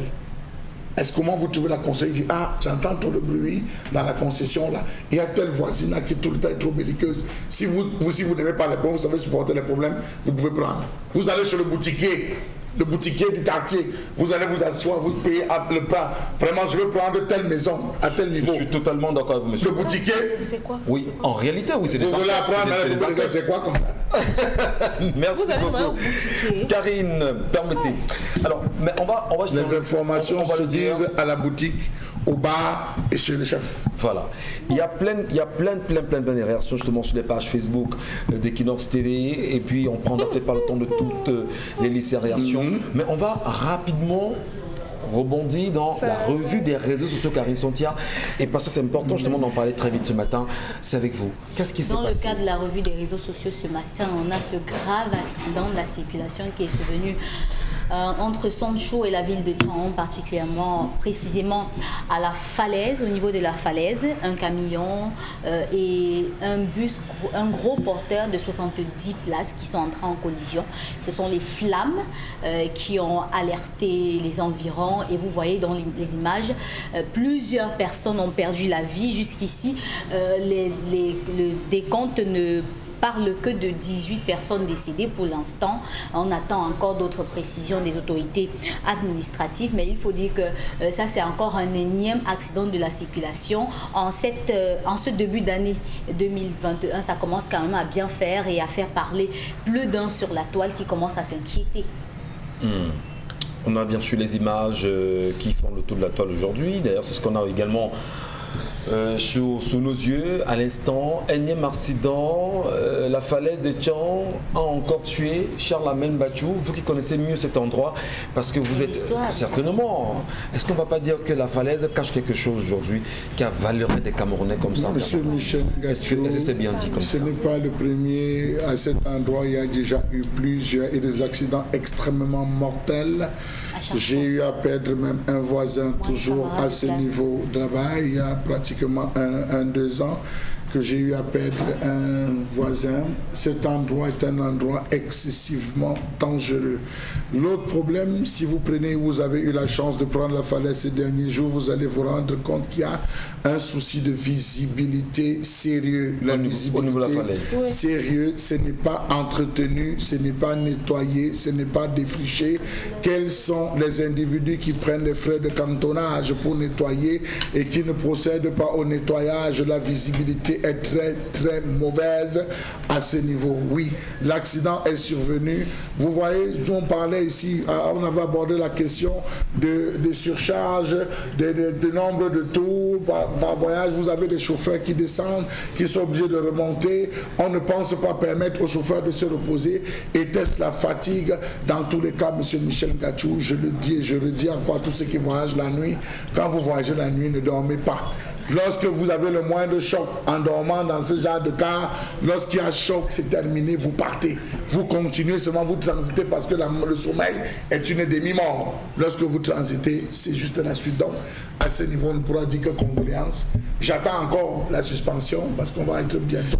On va avoir une suspension d'un mois. On est habitué. Mais bien sûr, puisqu'on en parle, on en rit. C'est pas risible qu'il y ait des morts, mais c'est risible en même temps de voir la réaction gouvernementale qui sera attendue dans les jours à venir. On ne sait pas si déjà, au moment où nous parlons, le ministre des Transports a été sur le terrain, ou ne serait-ce que le délégué régional du littoral ou même de l'Ouest Cameroun qui serait descendu sur place pour en savoir un peu plus et donner des comptes véritablement aux Camerounais sur ces questions. Moi, Benga, est-ce qu'on ne peut pas dire qu'il faudrait peut-être exorciser aujourd'hui la falaise de Tchang pour éviter ces accidents, parce que c'est le énième cas à cet endroit précisément. Ou encore, est-ce que l'entrepreneur de l'État, je parle bien du ministre des Transports, le ministre des Travaux publics, ne pourrait pas revoir comment une nouvelle tracée quand même de la route? L'ingénieur, merci beaucoup Karine. Ce tracé, une nouvelle route pour éviter justement qu'on soit toujours dans les hécatombes comme c'est le cas là. Oui, exorciser effectivement un peu. Parce qu'en fait, l'endroit s'appelle Sangzo, c'est pas Sangtou. Vous avez commencé. Sangzo. Sangzo, oui, c'est Sangzo. Vous dites Sangtou. Bon, pas Sangzo en français. Sangtou, c'est sur la plaine. Sangtou, c'est sur la plaine. Ah, d'accord. C'est terrain plat. Là, on est sur la falaise. Donc, vous avez dit Sangtou. Bon, il faut donc préciser les choses. Dans la falaise de Sangzo. Sangtou. Nous, les ancêtres, on ne connaît pas ces noms. D'accord. Donc, il faut redimensionner. Non, l'autre chose, je pense que notre vénérable confrère, il est aujourd'hui à la retraite, il s'appelait Eli Pokamopo. Il faisait toujours des émissions sur la sécurité routière et faisait intervenir les agents du ministère des Transports, des policiers, des gendarmes et tout pour... Mais j'avais retenu une seule chose, si ce matin ne retient pas beaucoup, il avait dit il faut adapter la vitesse à l'état de la route. Il faut toujours, parce qu'on répétait ça chaque fois, adapter la vitesse à l'état de la route. Comme nous avons des pistes cacaoyères qui sont également dans cet état, dans ce piteux état, il faut que nous, vraiment les transporteurs, les chauffeurs essayent de voir, d'en faire que peu, adapter la vitesse. Ça va augmenter plus de prudence encore. On peut aussi interpeller bien sûr les conducteurs de véhicules. Oui, c'est eux à ce moment-là. À revoir, à faire toujours les visites techniques pour être sûr que, parce que c'est quand même falaise et on sait que les questions des freins là-bas parfois sont assez compliquées. En attendant qu'on ait bien sûr une enquête rendue publique de ce qui s'est réellement passé cette nuit. Dominique Audrey, on doit... Une autre enquête. Une autre enquête? Une énième enquête. Celle de Boumiebel avait déjà rendu son verdict, de cela où l'huile s'était versée, causant un accident terrible. Vous pensez qu'il n'y aura pas d'enquête, Dominique Audrey? Il y en aura. Il y en aura. C'est ça que j'ai dit. Dites une autre enquête. Ajoutez aux autres enquêtes, aux enquêtes précédentes. C'est tout. Qui ne résolve pas le problème des accidents. On multiplie ce genre d'émissions sponsorisées par le ministère des Transports. Bon, elle existe déjà, diffusée sur les antennes de la chaîne nationale. Il n'y a pas que ça. Combien de personnes écoutent malheureusement pas sur les antennes. Diversifier. Voilà, il faut. Voilà. Alors, Karine, autre sujet ce matin qui vous interpelle. Oui, on parle de ces femmes, de ces mamans, de ces personnes du troisième âge qui étaient hier à la perception de Ngoa Ekele pour récupérer leur leur pension retraite à même le sol, une pension retraite qui tarde à être délivrée. Les voilà couchés à même le sol qui attendent chacune leur tour. Jusque-là, maintenant, on se pose la question de savoir est-ce que le ministre des Finances est au courant de cette situation, parce que chaque année, on parle de ces femmes à la retraite qui réclament notamment leur pension retraite et qui à chaque fois sont obligées d'aller faire le manche pour pouvoir entrer en possession de leur pension. Elles sont retraitées, elles ont plus de 65 ans aujourd'hui, c'est des mamans. Et elles ne parviennent toujours pas à rentrer en possession mais vous aimez la philosophie, on refuse de leur donner leur argent. C'est pas simple comme ça. Bon. Ils ne rentrent pas en possession de leur dû. On refuse de leur payer leur pension. On comprend vite. Il ne faudrait pas qu'on dise que Michel Ngachou est sur l'antenne d'Equinoxe pour flinguer. C'est Michel Ngachou qui leur a demandé et que Michel Ngachou n'est pas là justement pour pouvoir redimensionner quand c'est pas bien dit. Et vous enjolivez alors. Voilà. Il embellit. Bon, je ne sais pas s'il embellit. J'essaie de faire non, l'école est mauvaise. Il évite de tenir l'image du Alors, lorsqu'on le fait comme avec nos mamans aujourd'hui, vous avez bossé pendant près de 35-40 ans. Lorsqu'il est temps d'aller percevoir vos pensions retraite, que l'on vous traîne comme c'est le cas, parfois, mais finalement au Cameroun, on respecte qui donc quand même? On peut comprendre la maxime de la chèvre au bout de là où elle est attachée. Parce que si vous êtes en fonction et que malheureusement vous n'êtes pas dans une fonction où vous pouvez avoir les je retiens, vous n'allez pas pouvoir vivre. Ah d'accord. Dans je retiens, on retient donc ce que les autres ont cotisé pour leur retraite. Bon, vous voulez que je dise ça? Parce que si elles n'ont pas retenu, elles ne pourront pas vivre dans leur retraite. Je vais dire une chose, Karine, ça peut peut-être choquer. Si chaque fois il faut faire ça. Moi, je parle moi, Michel Ngachou, en tant que journaliste, mais surtout en tant que Camerounais, moi je ne crois pas à la prévoyance sociale. Oui, moi j'y crois pas. Personnellement, moi j'y crois pas. Parce que figurez-vous, vous cotiserez, parce qu'on vous demande de cotiser 15 ans. Vous cotisez 14 ans et 9 mois. Parce que vous n'avez pas cotisé 15 ans, vous ne pouvez pas toucher ce que vous avez cotisé pendant 14 ans. Je vous le dis. Non, ça, c'est justement ce qu'il fallait corriger. Parce qu'on devait quitter du système de prévoyance à la sécurité sociale. Et c'est ce qu'on attend depuis 2004. Voilà. Parce que là-dedans, justement, ce cas que vous relevez avait été souligné. Que fait-on des sportifs? Un footballeur qui est là, il a finalité. Lui, peut-être n'a plus que 5 ans. Les tests de la CNPS, de la prévoyance sociale, disent qu'on lui donne une allocation, donc versement, on dit, il faut le cas, on va te débrouiller. Donc, maintenant, il fallait donc procéder à ces réformes-là pour que, même si c'est 10 francs tous les jours, que vous ayez vos 10 francs. Et de manière permanente. L'autre dame, c'est quoi? Vous avez cotisé normalement. Vous prenez la retraite. Et on vous demande encore de produire des papiers de 15-20 ans de service.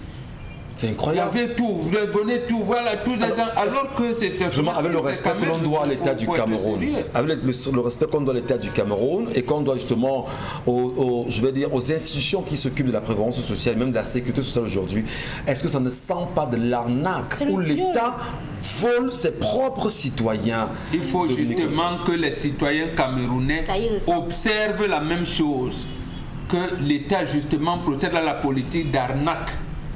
C'est comme ça que ça s'appelle, la politique d'embuscade. Au point où on est même prêt. Si les ex-employés des sociétés parapubliques viennent là maintenant, vous allez mourir. Vous allez mourir. On a déjà, envoyé au moins 4 cabinets de services comptables pour la liquidation de l'ex-ONCPB. C'est-à-dire une entreprise qui prêtait même l'argent à l'État pour payer les fonctionnaires. Et eux, quand on ferme, on les envoie à la maison sans rien payer. Donc c'est tout le système qu'il faut changer, parce que il faut, vous dites respect. Moi, je ne peux pas respecter un État qui a ce comportement. C'est bien dommage lorsqu'on voit des mamans comme ça, elles sont à 65, 70 ans pour certaines, 80 ans même, qui sont drainées. C'est en Ngouekele, au niveau de la perception de Ngouekele à Yaoundé, effectivement. Et à bien voir, leurs petits-enfants ont des licences professionnelles, mais ils sont à la maison. C'est l'argent de grand-mère qui permet même de nourrir.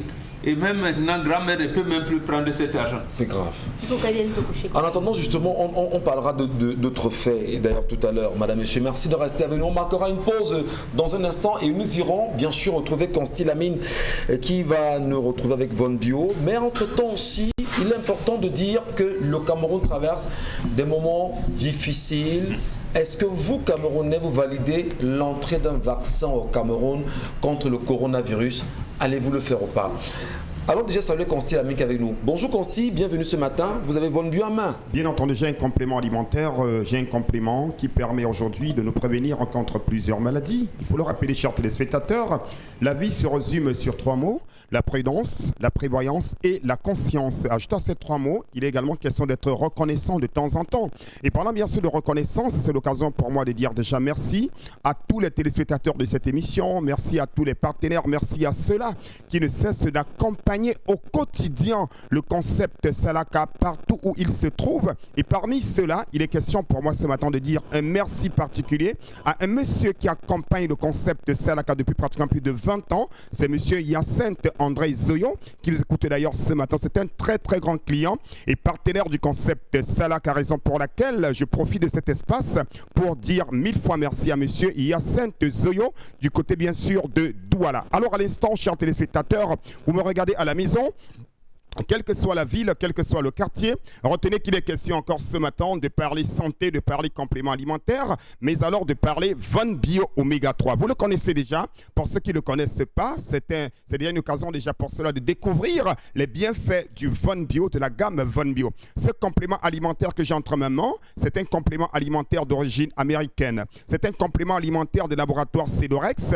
Ce complément alimentaire présente plusieurs avantages. Tout d'abord, le Von Bio Oméga 3 permet d'assouplir nos articulations. Le Von Bio Oméga 3 permet de nous prévenir contre les AVC. Le Von Bio Oméga 3 permet bien entendu de réduire les complications du diabète. Oui, pour ceux qui sont des diabétiques qui nous regardent en ce moment, plus besoin de se stresser, de se casser la tête, de chercher le midi à 14h. Vous avez une solution idéale pour réduire les complications du diabète.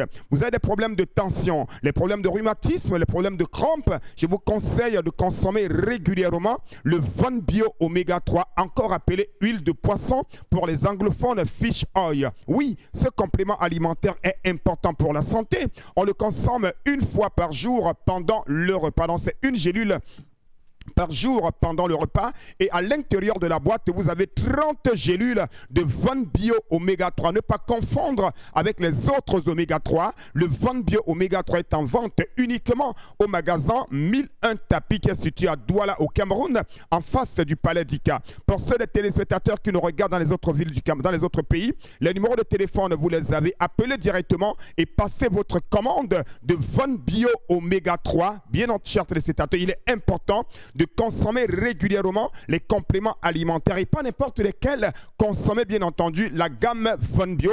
Et parlant de la gamme Von Bio, vous avez Von Bio Detox, Von Bio Libido, Von Bio Gastro, Von Bio Sleep et bien entendu Von Bio Oméga 3. On parle également d'un lait de toilette pour diabétiques. Von Bio Lotion. La peau des diabétiques, elle est délicate, elle est fragile, elle est sensible. Alors vous avez un lait de toilette uniquement pour les diabétiques. Von Bio Lotion, un lait de toilette pas comme les autres qui joue un véritable rôle sur la peau des diabétiques. Un lait de toilette efficace pour protéger, pour embellir la peau des diabétiques. Vous l'avez également du côté du magasin 1001 Tapis, c'est à Douala au Cameroun, en face du Palais d'Ika. Les numéros de téléphone, vous les avez passés vos commandes dès à présent, quelle que soit la ville, quel que soit le pays. Il est important d'avoir de temps en temps ces compléments alimentaires à la maison. Ça permet de nous prévenir contre les AVC. Ça permet bien sûr de désintoxiquer l'organisme pour ce qui est du Von Bio Detox.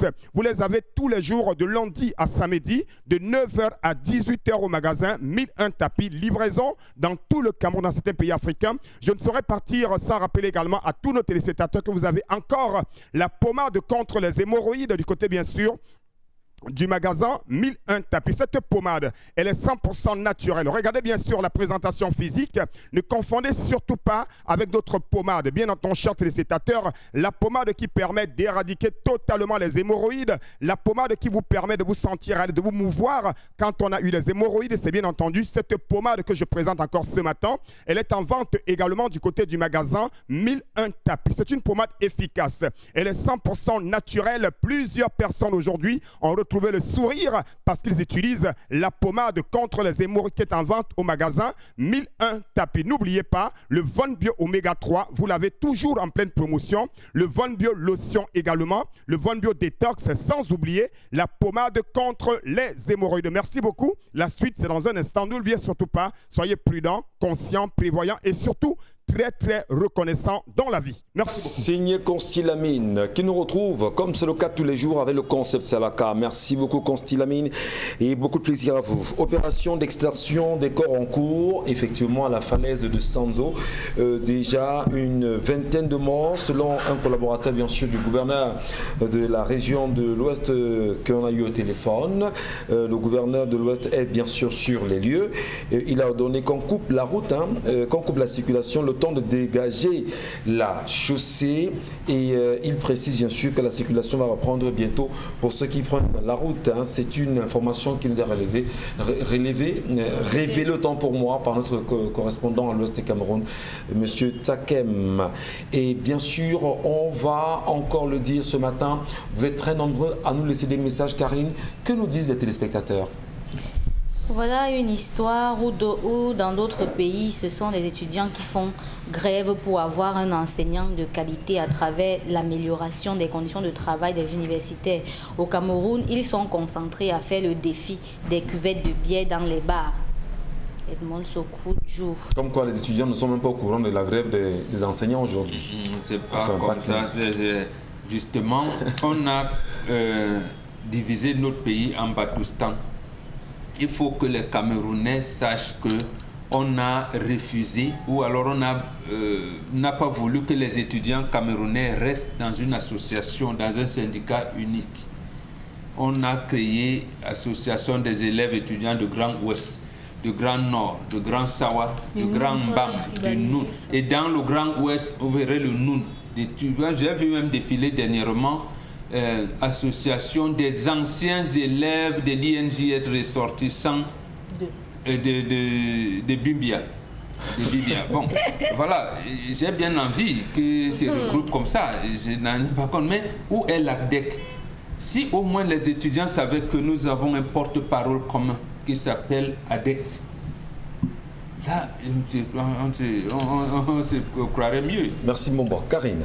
Paul Bayan qui dit qu'elles ne sont pas des retraitées, elles ont tué leur mari. Conséquence, elles doivent souffrir. Oh mais non. Merci non, Paul on va pas dire ça. Non, je lui dis, ça va vous arriver Paul. Merci Paul Maman. Ça va vous arriver. Non. Quand ça va arriver, vous comprendrez. Donc, ils aiment prendre l'exemple de l'Occident, non? Est-ce qu'on voit les retraités coucher à même le sol comme ça en France? Delphine Nunda. C'est normal de réunir tous les documents qui montrent effectivement que vous avez travaillé pendant 15 ans. C'est normal. On demande oui, et les cotisations qu'on versait là-bas, c'est comme les tontines du quartier alors.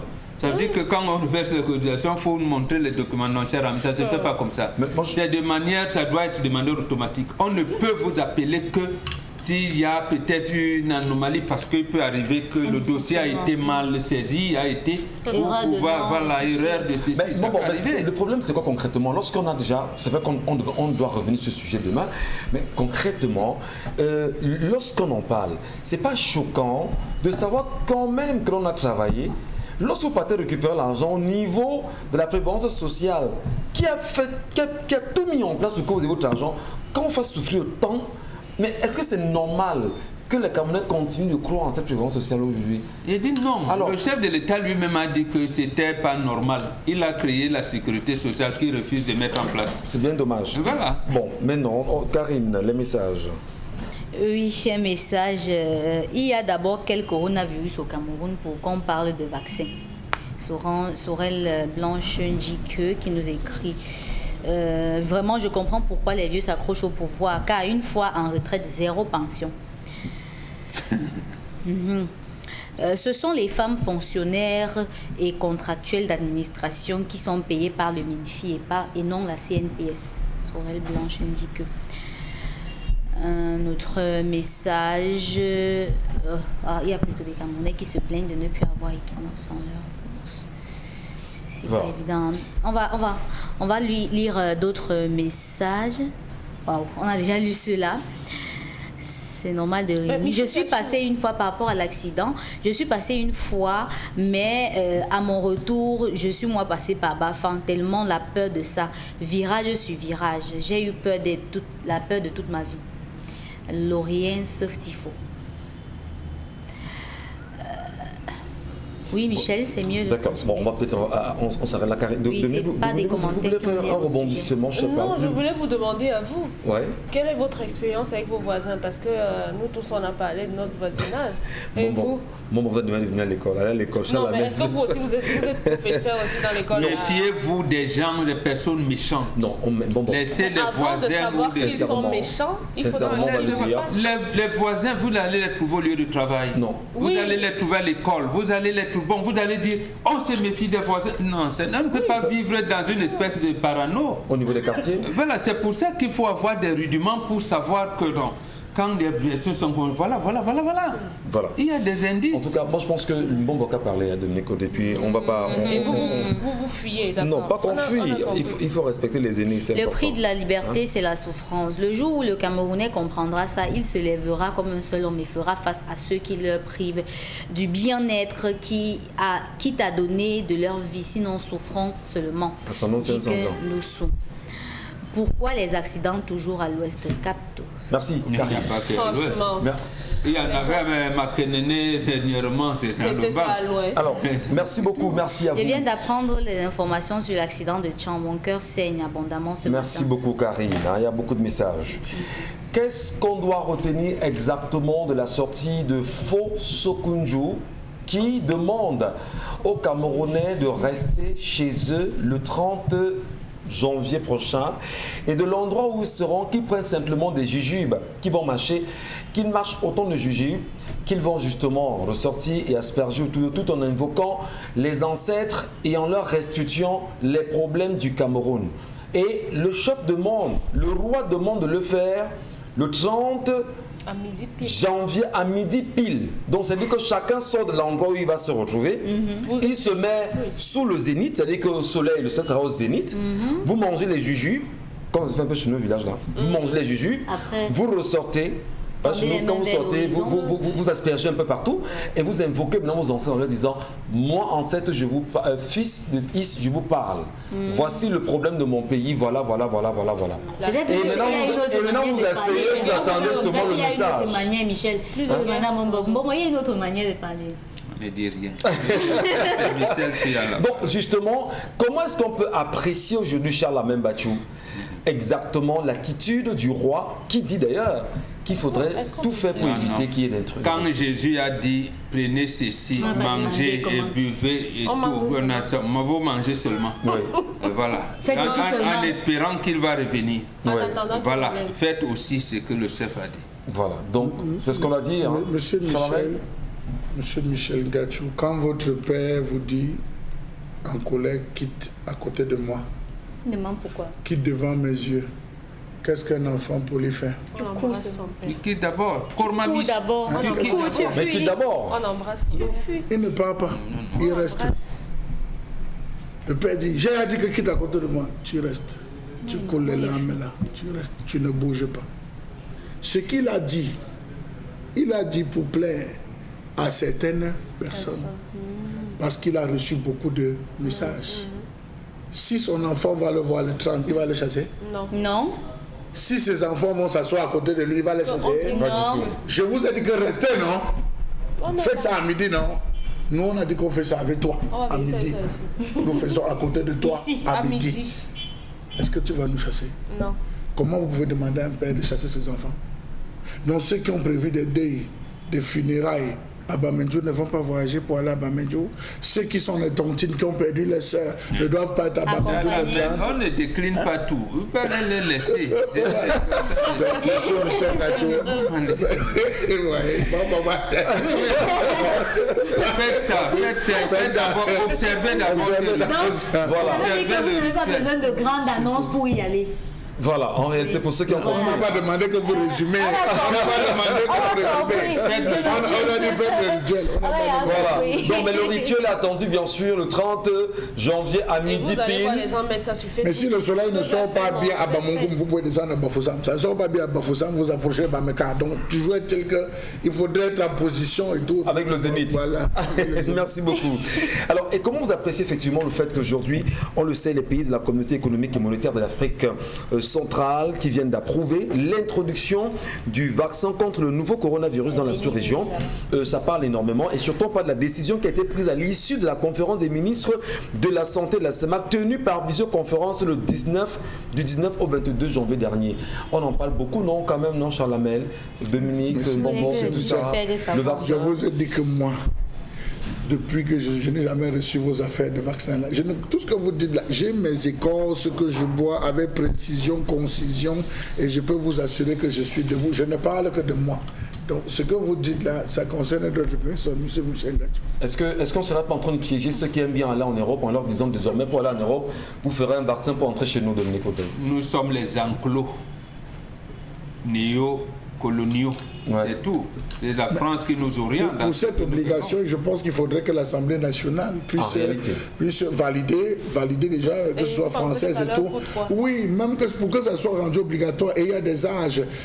Il y a ceux qui ont à 36 ans, je pense bien, on ne peut plus vacciner. Il faudra atteindre un certain âge. Ça concerne beaucoup plus les vieux. Cette affaire-là concerne beaucoup plus les vieux. Vous n'avez pas vu qu'aujourd'hui, beaucoup de vieux ont fui la France, ils sont allés en Espagne. Les gars sont en train de fuir avec vos problèmes. Moi, ce que je veux dire, il y a 2 semaines avec Charles Hamel et tout le monde, on a eu une discussion avec un professeur au Canada. Et parlant de la question du coronavirus, il m'a posé une question que je vais poser également aux téléspectateurs pour qu'on s'interroge. Combien d'années environ faut-il pour mettre sur pied un vaccin? Sensiblement 9 à 10 ans. Et combien de temps a-t-il fallu pour qu'on mette sur pied le nouveau vaccin du corona? Ça allait très vite. Moins d'un an. Okay. Moins d'un an. Voilà. C'est bon. Et il faut bien sûr préciser justement que la question du vaccin ne cesse de diviser l'Europe aujourd'hui. Logiquement. Les laborantins ne sont pas d'accord sur certains vaccins. Aujourd'hui, même si la Grande-Bretagne a traversé le cap de 100 000 morts, même en Grande-Bretagne, ça fait débat. Certains ne sont pas d'accord pour le vaccin. En France, aujourd'hui, on n'est pas d'accord pour le vaccin. Mais d'où vient-il que les ministres, justement, de la CEMAC s'asseyent et valident un vaccin? Et même au Cameroun, on valide un vaccin. C'est quoi l'utilité d'inoculer un vaccin aux personnes, sachant très bien que les premières personnes à être vaccinées ont toujours eu la maladie? Parce que nous sommes dans les enclos. Quand vous êtes non, mais quand vous êtes dans l'enclos, on reste dans l'enclos, on va rester comme ça, on les regarder, on ne s'en sortira pas. Nous sommes on vous dira merci, donnez-nous le vaccin, allons-y. Nous sommes les singes. Ah et bon? toute expérimentation médicale se fait sur les singes. Sur les singes. Oui, il faut donc que je vous rende comme ça, que les Africains sachent que nous sommes des singes. Nos chefs d'État de la zone CEAC nous considèrent comme des singes. Et comme eux, j'allais dire l'argument d'aller en Europe désormais, ce sera le vaccin, ils vont prendre leur vaccin à eux et l'autre vaccin d'expérimentation continuera sur les singes. Donc il faut faire très attention justement au vaccin. Merci beaucoup, merci à vous. Constille Ami nous retrouve dans un instant avec les languettes, madame, messieurs. Parlons-en avec vous sur Equinox Télévision. C'est 10-12, le Zénith.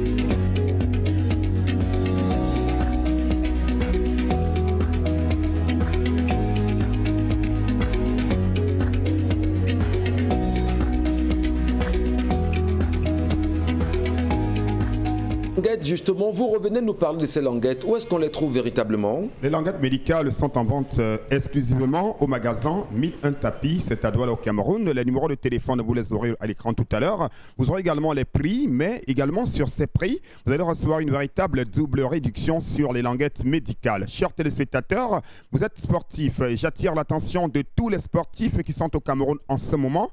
Vous êtes dans vos chambres d'hôtel, vous êtes dans un restaurant en train de regarder cette émission qui est d'ailleurs très très suivie en ce moment. Vous êtes togolais, vous êtes nigérian, vous êtes rwandais. Alors appelez tout simplement le concept Salaka et bénéficiez d'une livraison à domicile là où vous trouvez en ce moment. Les languettes médicales, il est important de les avoir. C'est très important. Les languettes médicales, ça permet d'éliminer les douleurs au niveau de la plante du pied. Et quand on sait déjà que les douleurs de la plante du pied causent souvent d'autres douleurs au niveau du corps, telles qu'au niveau des cuisses, au niveau des hanches et même au niveau du dos, parfois parce que la plante des pieds est cette partie sur laquelle repose le poids de notre corps. Donc pour éviter d'avoir les douleurs à la plante du pied, je vous conseille de venir au magasin 1001 Tapis et de commander vos languettes médicales que voici. Le spot l'a montré tout à l'heure. Le spot montre l'authenticité, l'originalité et surtout l'utilisation des languettes médicales. Donc vous me regardez en ce moment, quel que soit là où vous êtes, venez au magasin 1001 Tapis. Les numéros de téléphone, vous les avez. Commandez dès à présent votre languette médicale avec cette particularité-là qu'on peut l'adapter selon sa pointure. Et disponible en 2 modèles. Vous avez un modèle uniquement pour les hommes qui s'adapte selon la pointure des hommes. Également un modèle pour les femmes qui s'adapte selon la pointure des femmes. Où peut-on les avoir en guise de rappel? C'est uniquement au magasin 1001 Tapis. C'est à Douala au Cameroun en face du palais d'Ik. Alors le prix des languettes médicales, il faut rappeler que le prix normal d'une paire de languettes médicales est de 8 500 francs. Le prix de promotion est de 6 500 francs. Mais comme nous sommes toujours en double réduction au magasin 1001 Tapis, vous avez la paire de languettes médicales à 6 000 francs. Donc une réduction supplémentaire de 500 francs sur une paire de languettes médicales. Je rappelle que nous vendons avec garantie. Merci beaucoup et rendez-vous au magasin 1001 Tapis. Les numéros de téléphone, vous les avez. Appelez dès maintenant et commandez votre paire de languettes médicales. Merci beaucoup et surtout très bonne journée à tous et à toutes. La politique va vous faire. À demain.